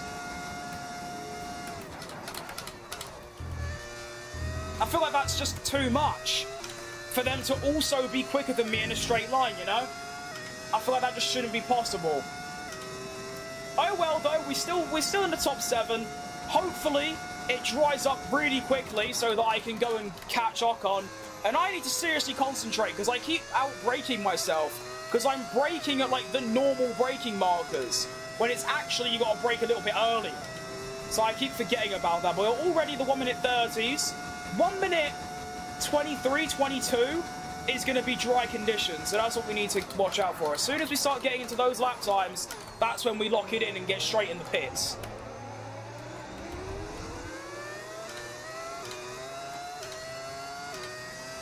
Ocon's been overtaken by Russell. I'm hoping that means I can go and catch him now, but probably not.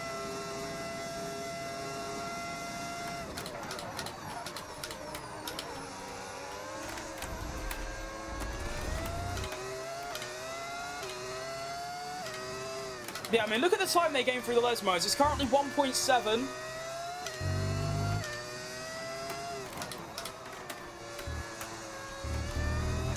Now, I've actually gained that time. Okay, never mind. Why do I bother talking? You know?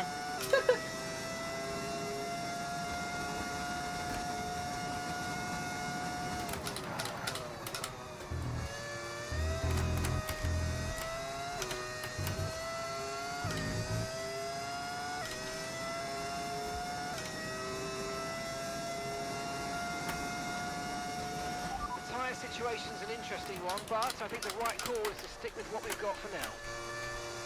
Mark, I'm in full agreement with you, boss. You right, Flosser? Good to see you, mate. Hope you're doing good. Right, when Ocon's going for the repass. Dangerous bastard, look at him. Ocon is locked in. Wheel to wheel with George Russell on the exit of the corner as well. Go on, son. No issues with I mean, I want to beat you, but also encourage you, because this is good points for Haas. Ocon has never been this high in the whole season. Okay, 6th or 5th is the highest he has been for the entire season. So if he could somehow stay there, that would be unbelievable for the team. And don't keep in mind, we are fighting directly with Mercedes for P5 or P4 rather in the constructors. So this means even more to us right now.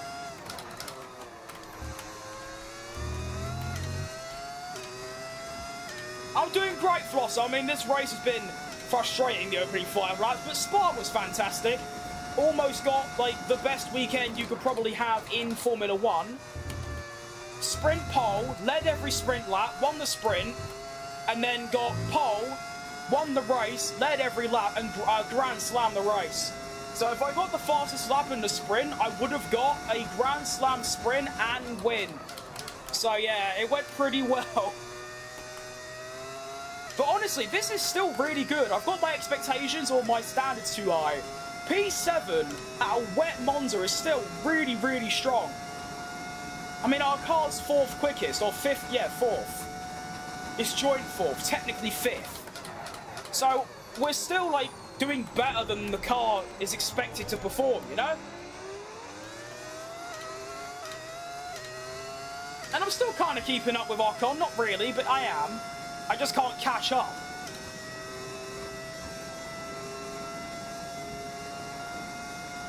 Ugh. Purple sector 1, what's all this all then? What's going on there?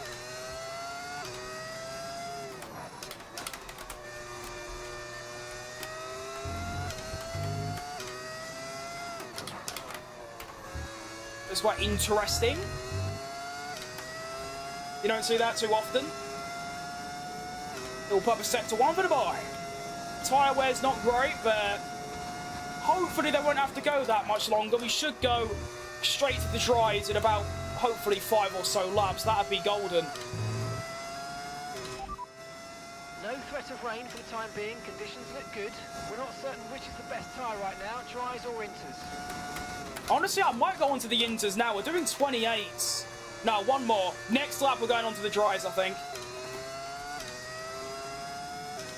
Yeah.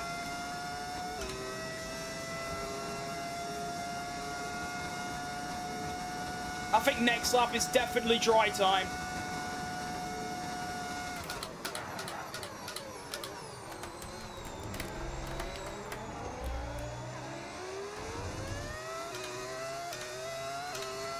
I do kind of want to save some battery this lap as well, even though I'm going to lose a lot of time for it.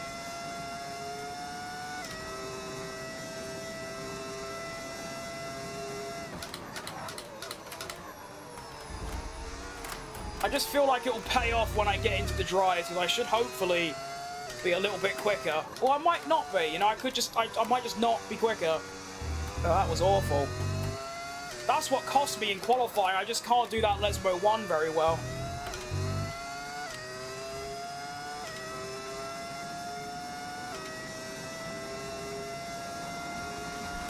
try and gain some time back through the Ascari would be very ideal. As I proceed to go off the track and completely cock it up. Well done, dickhead.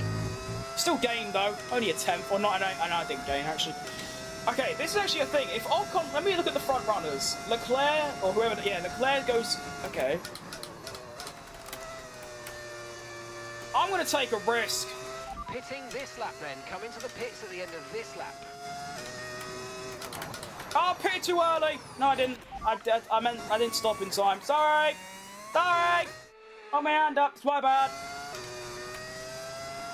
I thought you're supposed to brake there. There you go. Well done. Okay, don't worry about that target for now. Let's just focus on this pit stop. Okie doke. This is a massive risk. But I'm willing to take it, you know?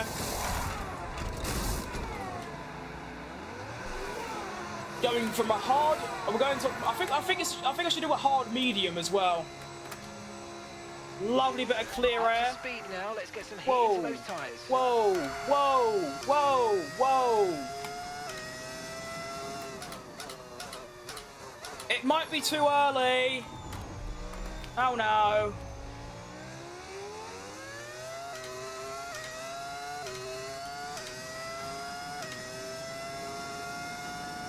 I mean, I haven't crashed, so that's fine.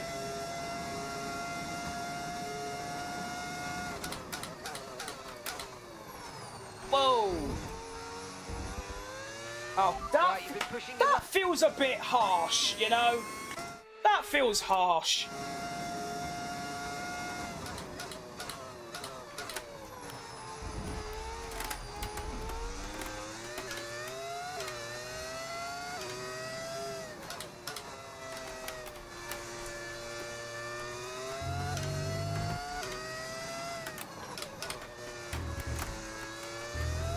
Okay, it's definitely time for dries, but I think next lap would have been like absolutely golden, whereas now it's a bit iffy. Oh no. I've been really bad at the Ascari today for some reason. That's usually my strongest bit. So everyone pits, but I haven't really gained on anyone, so it's actually like not good. Whoa! What is that understeer?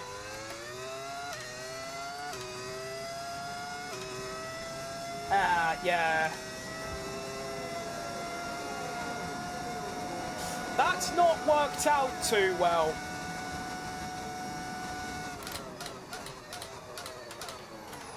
So essentially, I've just lost 2 seconds to Ocon and everyone else ahead of me, and that's literally it.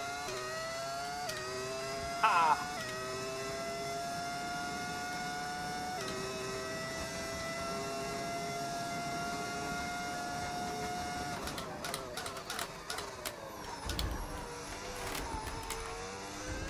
I don't even think I have the benefit of having warmed up tyres. That ain't really a thing in this game.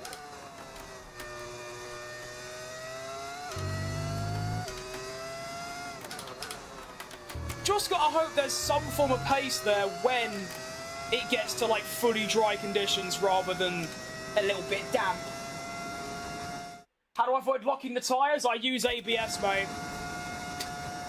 That's how. And I'll read the rest of your thing in a second.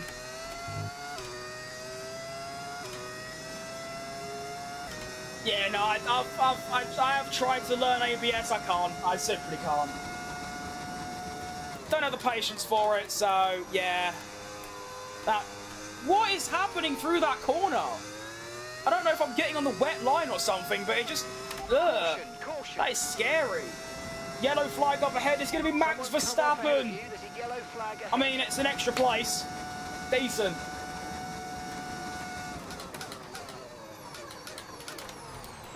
Okay, caution.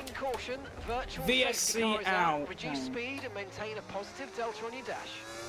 Oh, this is really tricky. This is one of the hardest races I've ever done. Yeah, delta, please. Thank you.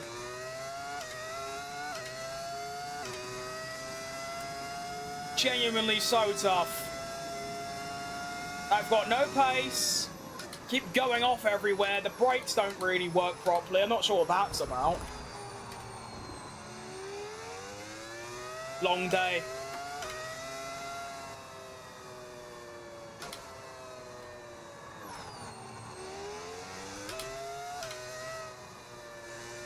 At least I got my ERS up. That's a positive, you know? We take those. But in general, this has been a very tough race so far. We're only on lap 10. I don't think these hards are going to go to the end. I'd love them to, but I just don't think they will. Shocking safety car restart as well. I've lost another second because of that. If I made it to the Ascari, I would have been saved, but I didn't.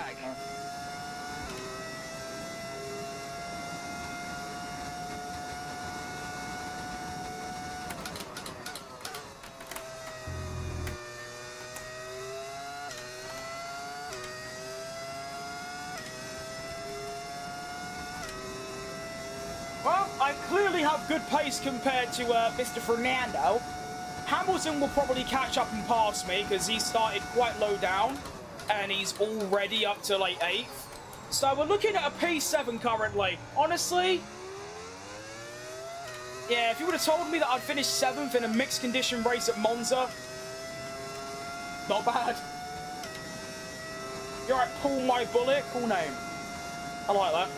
No tyre concerns at the moment, just focus on the driving. Thank you, Mark. Honestly, I might try and get these hards to the end, just to try and, like, save it a little bit from the appalling racing that this has been from me so far. Honestly, just all of today, even at Spa, even though I won by, like, in absolute dominant fashion, it was an awful drive still, you know? It just wasn't good. DRS has been enabled. DRS is now enabled. I'm flying right now, by the way, apart from that Ascari chicane. Still can't do the braking right, but I'm on one now. I've caught up by a second or so in this sector alone.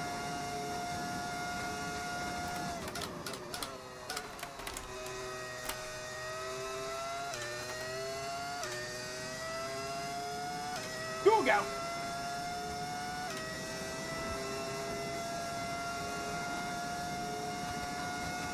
So we've got Ocon, Russell, and then we have Piastri, and then that's it. So it's literally, if I can catch up to these lot, well, to be fair, the podium's like right there. And I've clearly got pace over Alonso. I don't know if I've got pace over Hamilton, but he's scrapping with like Hulkenberg, okay, so that's helping me out a little ahead bit. of you. Come on, mate, this is it. Let's try and get past them quickly. I mean, I know I had good pace on that one lap, but I don't think I've got good pace full stop, Mr. Mark. I don't think we can really... oh, what is going on with gears? Do we really think I've got that much pace over Ocon? I suppose I'll have to wait and see. Although, of course, he is stuck in DRS, so he's going to gain on the straights like here.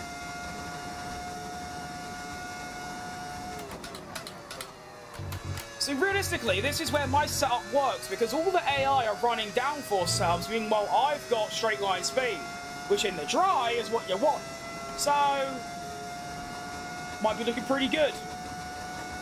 24.8 is the new fastest lap. I'm not even improving on this lap. And my best lap is a second off that. So, yeah. Front runners, Leclerc and Norris are... they're gone. Ocon now looking for a place on Piastri, which is just absolutely egregious how he's managing it. But he's going for it down the inside, and he doesn't get it. Wow, look at that. I just realised it. Oh, wait, I've just noticed something. Oh, I didn't consider that. Obviously, Haas is predominantly black, red, and white, but McLaren are also red and white. I keep going off there like a complete twat.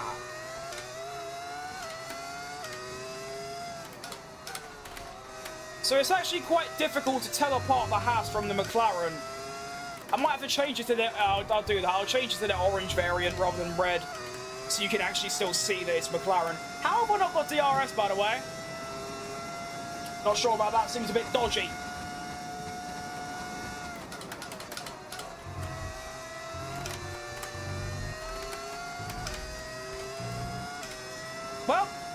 just pocketed Piastri.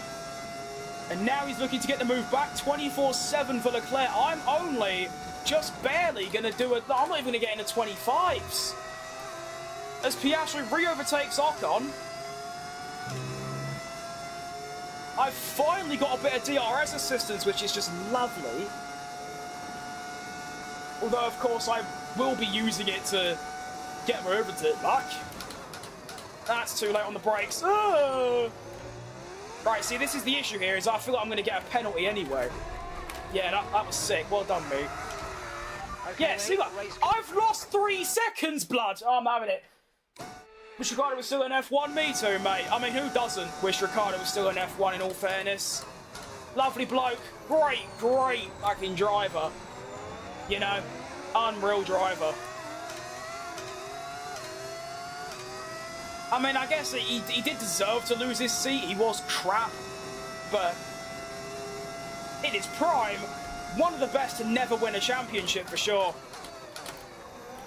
Speaking of that, I've got a video releasing. Well, actually, it's just released 6 minutes ago.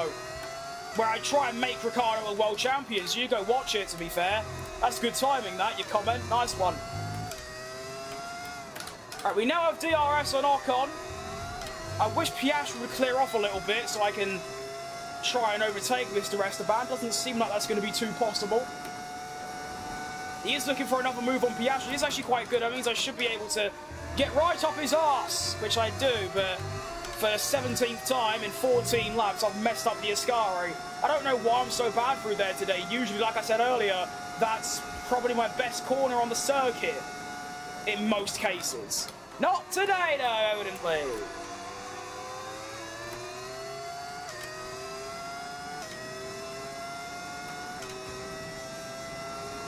Jimmy couldn't adjust. I don't know the exact reason. It probably was a bit of that, but yeah, just didn't seem to. He was just shit, basically. That's what I'm trying to say. He was just a bit shit. Hang on. Little potential manoeuvre here coming up on Oscar Piastri. Much better grip. He's put me in the grass like an absolute knobhead. But we are going to sail past Piastri, losing the overtake. Bye, Oscar. We move up to 5th. Excellent race from the Haas drivers so far. Ocon right ahead of me now, and of course I'm going to have the drag reduction system available.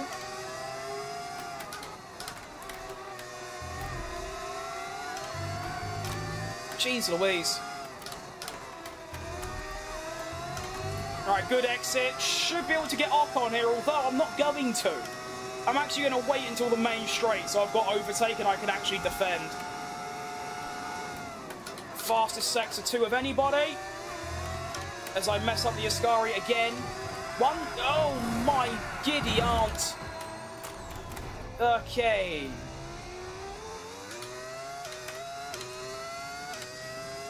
That's not ideal. Not what you want to see from the boys.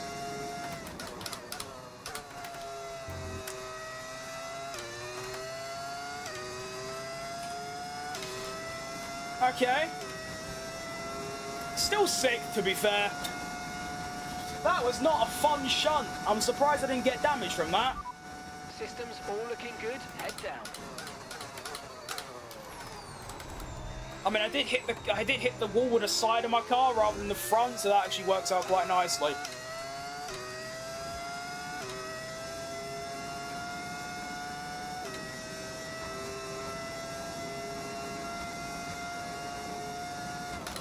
Nothing really to say on it. Literally just had a bad run through the Ascari, tried to overcompensate on the exit.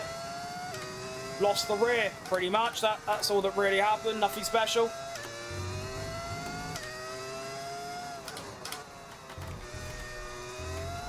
Suppose that means I'm not catching Ocon anymore, which is a bit of a shame. Tyres are looking bad. I'm going to have to make another pit stop, but now it's just too early. I can't do it yet. I'm actually decent. Thanks, mate. I don't feel like it, you know.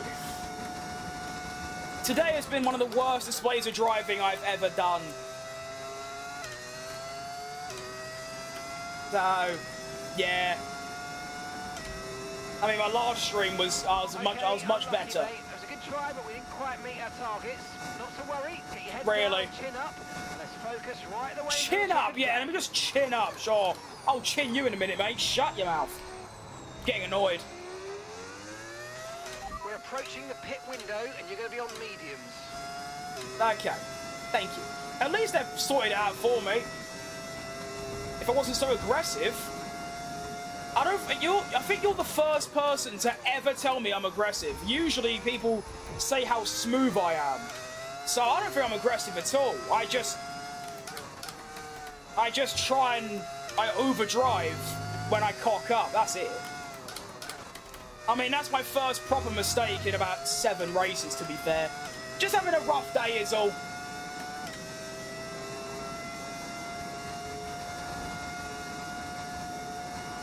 Still getting some decent results from it as well. I mean, I almost got the perfect Spa weekend. Sprint pole, sprint win, race win, pole, Grand Slam. Hope you catch up. Me too, mate. That'd be lovely. I mean, Ocon hasn't beat me in a race yet, so it'd be 8-0, but right now it's looking like it's going to be 7-1. Esteban is in the pits.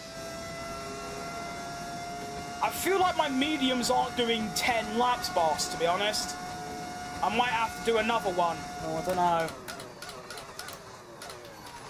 But also, the undercut doesn't... Well, I don't know. Wish I could have a live delta to my teammate. That'd be nice. So I can see if he's catching. Obviously, Norris has just stopped. He is so far clear of everyone this weekend, apart from Leclerc, that he's going to catch up very quickly. So, yeah. Good for him, I guess. Imagine being talented and in a good car. Couldn't be me. I haven't got either of those things.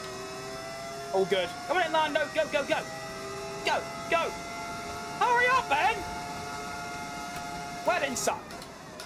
Way too late. Honestly, if I keep DRS, which I still might not, I might stay out for one more. Because Ocon's currently in traffic behind a Cadillac. So I'm going to give it one more, you know.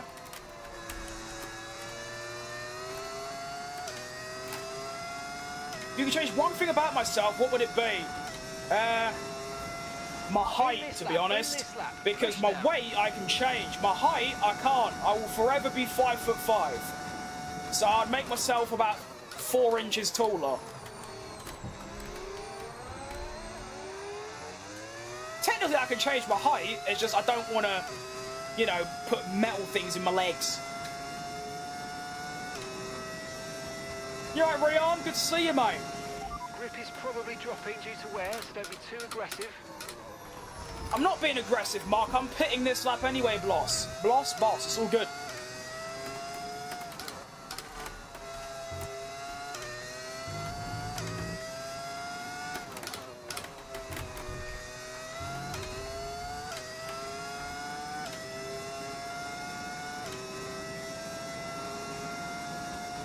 Alright, so Ocon's got through the traffic of the Cadillac now, so it is definitely time for a bit of a pit stop. He'll still be ahead of me, but I'm hoping that the offset of 1 extra lap might give me enough to maybe catch up. Probably not. That mistake cost me everything. If I didn't make that mistake through the Ascari, I'd probably be on for a podium quite easily. But now, I'd probably struggle. I think it's a top 7, realistically. Also an awful pit entry. Oh, he's going to be miles ahead. Unlucky, mate.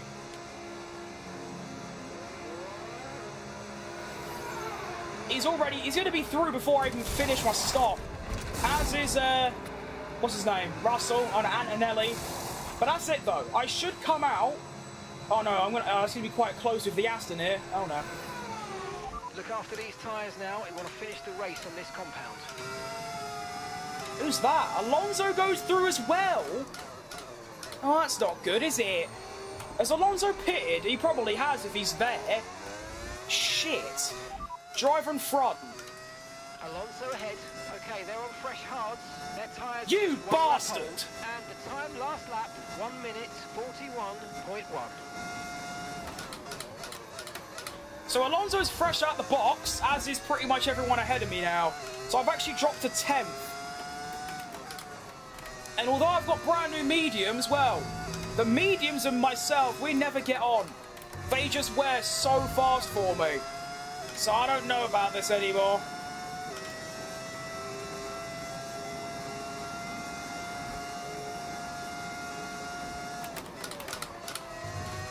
I mean, you can see I've clearly got better pace. That much is obvious, but... yeah, I think 8th is the most I can get here now. Meanwhile, Ocon is currently 5th or so. He's on for the drive of the season, to be honest. By far his best performance. Checo Perez pits. DRS enabled for Ricciardo. We're going to go around the outside of Alonso. Should be an easy pass. We've got way more grip. And see you later. We get through Fernando Alonso up into P6 now. Okay, never mind. We're on the road to recovery. One of them, Russell pit, oh no, Anthony pitted as well. Okay, good. So yeah, we are now 6th. 5 seconds off Piastri, 10 seconds to Ocon. We aren't going to catch him, but if we can put a little gap to Alonso and maybe just hold on to a 6th, that'll be a decent result.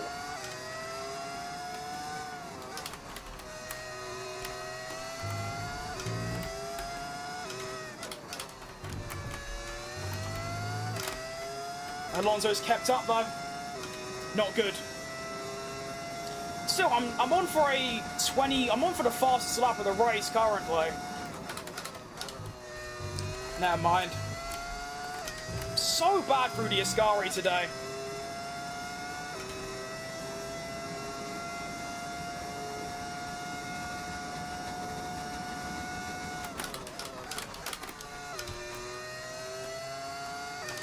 Also got no overtake left. Oh, Nelly. But it is the fastest lap of the race, a 1 minute 20.3 for Danny Rick. 1.1 to Alonso, 4.3 to Piastri. I think Piastri might be catchable, but it's going to take quite the effort to do so.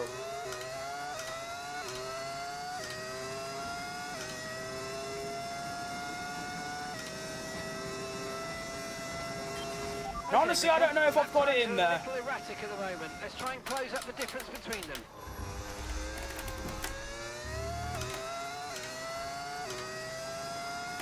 Mark, I'd love to close up the difference. I just ain't got the ability to, boss.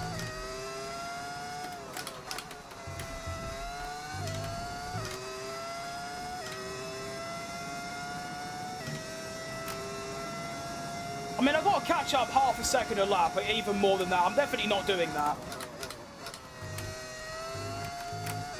I think pace-wise, this is the most I'm going to get. There is no way I'm going to be able to catch Piastri. And unless it's a DNF or something fun, there, I'm going to break the shifter. I'm pressing it very lightly, boss. It's just the wheel. Do you want me, this is how loud it can be. That's how it normally sounds. Shout out Thrustmaster.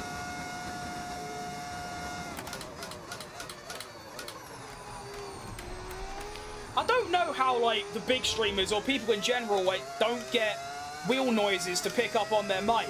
I've got my mic far away, I've got the noise gate quite high, and yet it still picks up, like, my wheel noises. Very strange.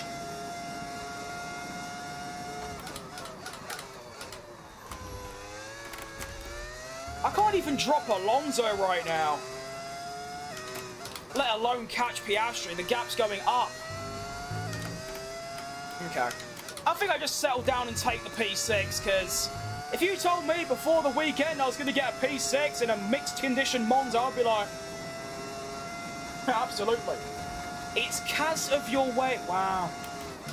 Don't you think that's a bit hurtful? A bit unnecessary, you could say?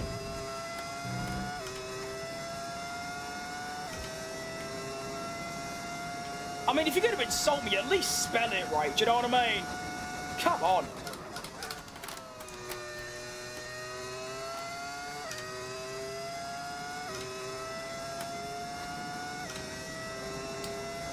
We've got 5 laps remaining of the stream of the race.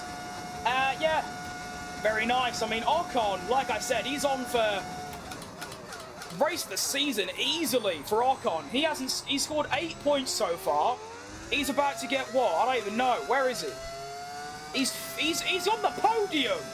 I didn't even realise. I thought he was like 4th. He's on a podium right now. I mean, and Russell is getting close. But Ocon genuinely seems to have the match of him.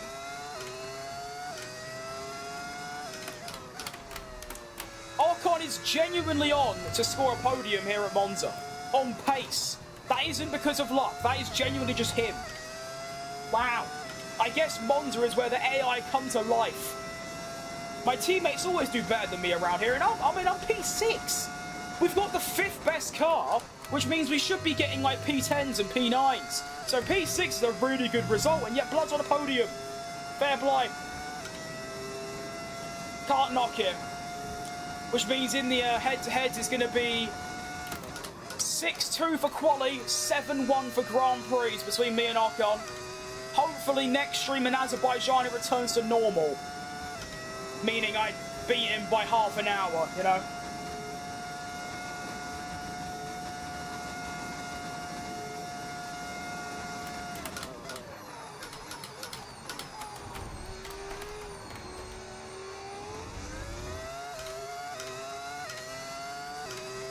Tyres are just starting to fall away now.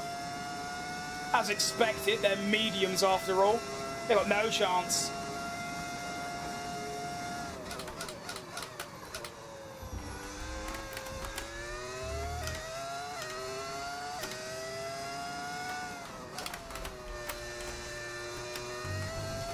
Realistically, obviously, if I didn't make that really bad mistake at the Ascari, I could have got a podium instead of Ocon today.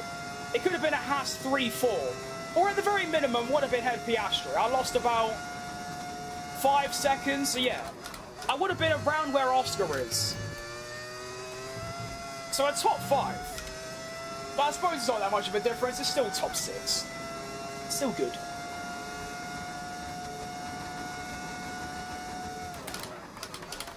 I'm honestly surprised by how little Hamilton's caught up. I thought starting 12th with Leclerc, winning the race, so far anyway, Hamilton would just catch up and blast past, but no, Hamilton's been really slow.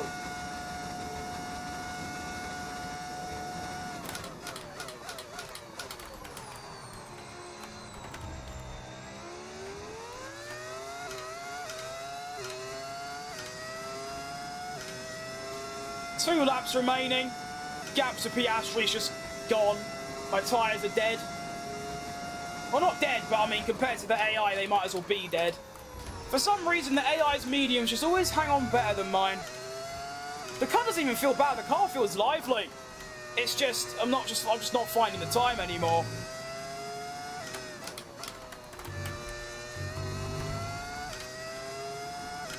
What's the wear? Ugh, the lefts are dead. What is that all about?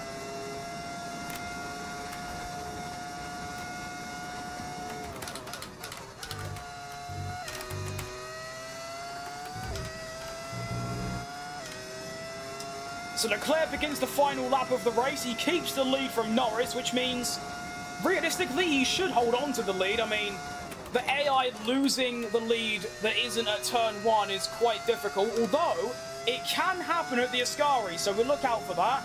We now start the final lap of the race. Ocon maintains third, and he's got Russell. He's done it. He's way ahead. He's not even like close to him anymore. Is that a back marker ahead of me? What? Did I just see a ghost car? That car was way too close to be Piastri. What's that all about?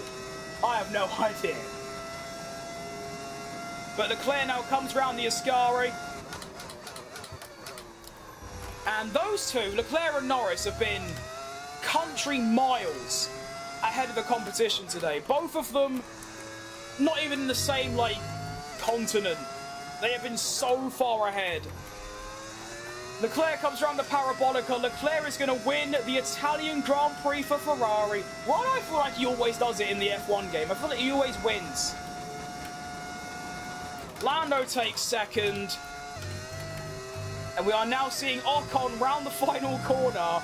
And Esteban Ocon in the Haas, my teammate, takes a podium finish. Ahead of Russell. Then we have Piastri. And now coming round the final corner is Danny Rick. Alonso might have got me if this wasn't the final lap. Honestly, like I said, I will take a 6th. Because it was mixed conditions and all that, even with my massive mistake, the fact I got 6th is quite impressive.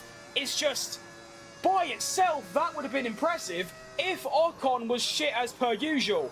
My man got a podium, so it doesn't actually feel that good. It feels a bit crap, actually. He's left the field behind. Charles Leclerc wins. I need to see this. I need to see Ocon on the podium, because I just can't quite fathom it. To be honest, it's just a bit... To come here and take victory as a It's team like, today on home soil was so important. You can see how much it means to them. The drivers there doing their part. The team's strategy was perfect as well. And the fans really embraced And the that. thing is as well, What is a that great it wasn't atmosphere because we of a had here strategy today. or because of luck. That was just Ocon's pace. I mean, I believe Verstappen retired, which gave him an extra place, but that means he went from 4th to 3rd. He was still on for a 4th if no one retired. And he might have still finished ahead of Verstappen on the track anyway. And there he is, in P3. What on earth? What is life? No idea. What a day. Ocon takes 3rd from 6th. Ricciardo takes 6th from 7th. Fastest lap of the race as well for Ricciardo, aka me. So, not too shabby. Just want to take a look at that mistake I made again, because it was really bad.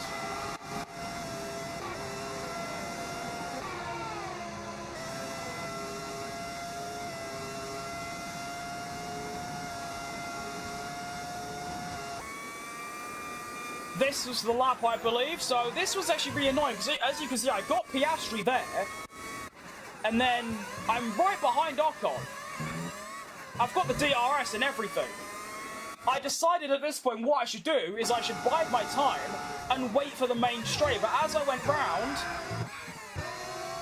I went over the big sausage bit, got a big snap of oversteer, overcorrected, went on the gravel, Bob's your uncle, see you later. Didn't get damaged, and I was lucky to only lose 1 place to Piastri, but obviously I just kind of never recovered, to be honest. I want to see the pace at the end. So Ocon at the end was doing... He did a 1-stop. Oh no, he just had 2 sets of hards. Oh. Well, if I had 2 sets of hards, I would have probably finished ahead of Piastri. I would have been flying. So he's doing low 21s. Meanwhile, I was in the 21s, but ended up in 22s. Yeah, I would have been like... Yeah. Ah, that's annoying. What was Leclerc doing? Or Norris, rather.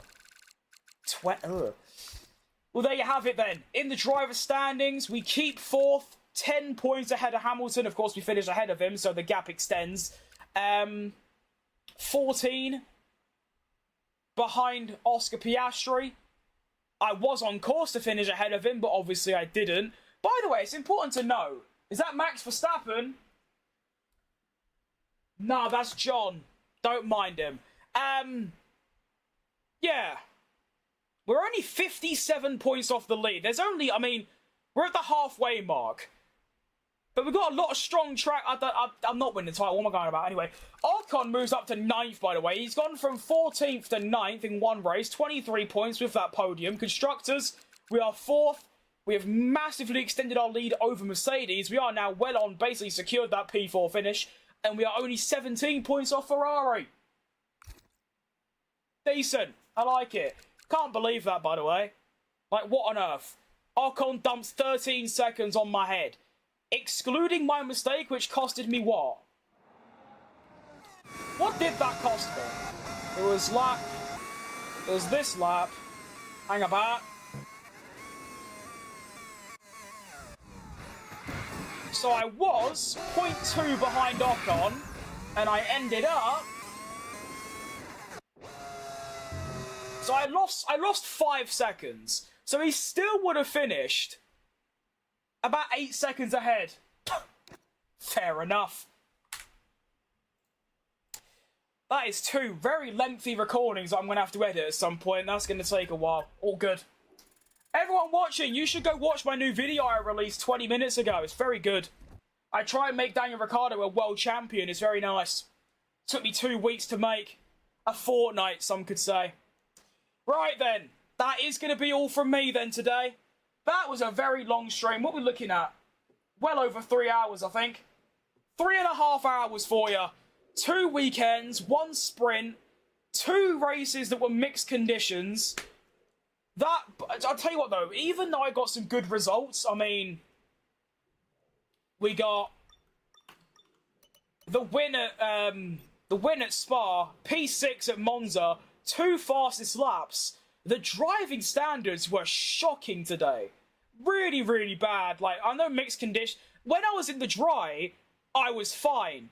But mixed conditions, it was just awful. But, oh well, the game's the game, you know what I mean? So, there we go. Leclerc, hang on. I did not know Leclerc was doing that badly. What is that all about? He's only got 50 points. DNF, 16th, 10th, DNF, and then he's only got... Wow, okay. So that Monza win was monumental for him. Fair play. Alright, decent. I also enjoy the fact how I've had 2 podiums this season. Both of them were wins. Nice. Okay. Anyway, the next time I stream, I don't know when that will be. Maybe tomorrow, maybe the day after, maybe never again. You never know. We are going to have Azerbaijan and Singapore. Actually, it's important to know, I need to actually go and learn Singapore without the racing line. The same with Texas, Mexico, and Brazil. So, honestly, my next stream, I might be starting a new series. So, yeah. I'm going to go from there. Okay, cool. Well then, that's all from me today. Thank you for tuning in. Very early stream. Early bird catches the word. Bird. Not word, bird. That's the one. I do think in future I'm going to keep my streams to the afternoons only. It seems like the streams perform a lot better when I stream from like 2 PM onwards. But like I said, I have some spare time before I got some work to do. So I thought, you know what? Might as well hop on, you know? Get a stream in while I can. But yeah, that's all from me. Thanks for watching. Hope you have a good rest of your days. Of course, it is Monday, which is a tough day, but we can all push through. And yeah, there you go. See you lot later. That's it. I forgot to put on the... hang on. Wait.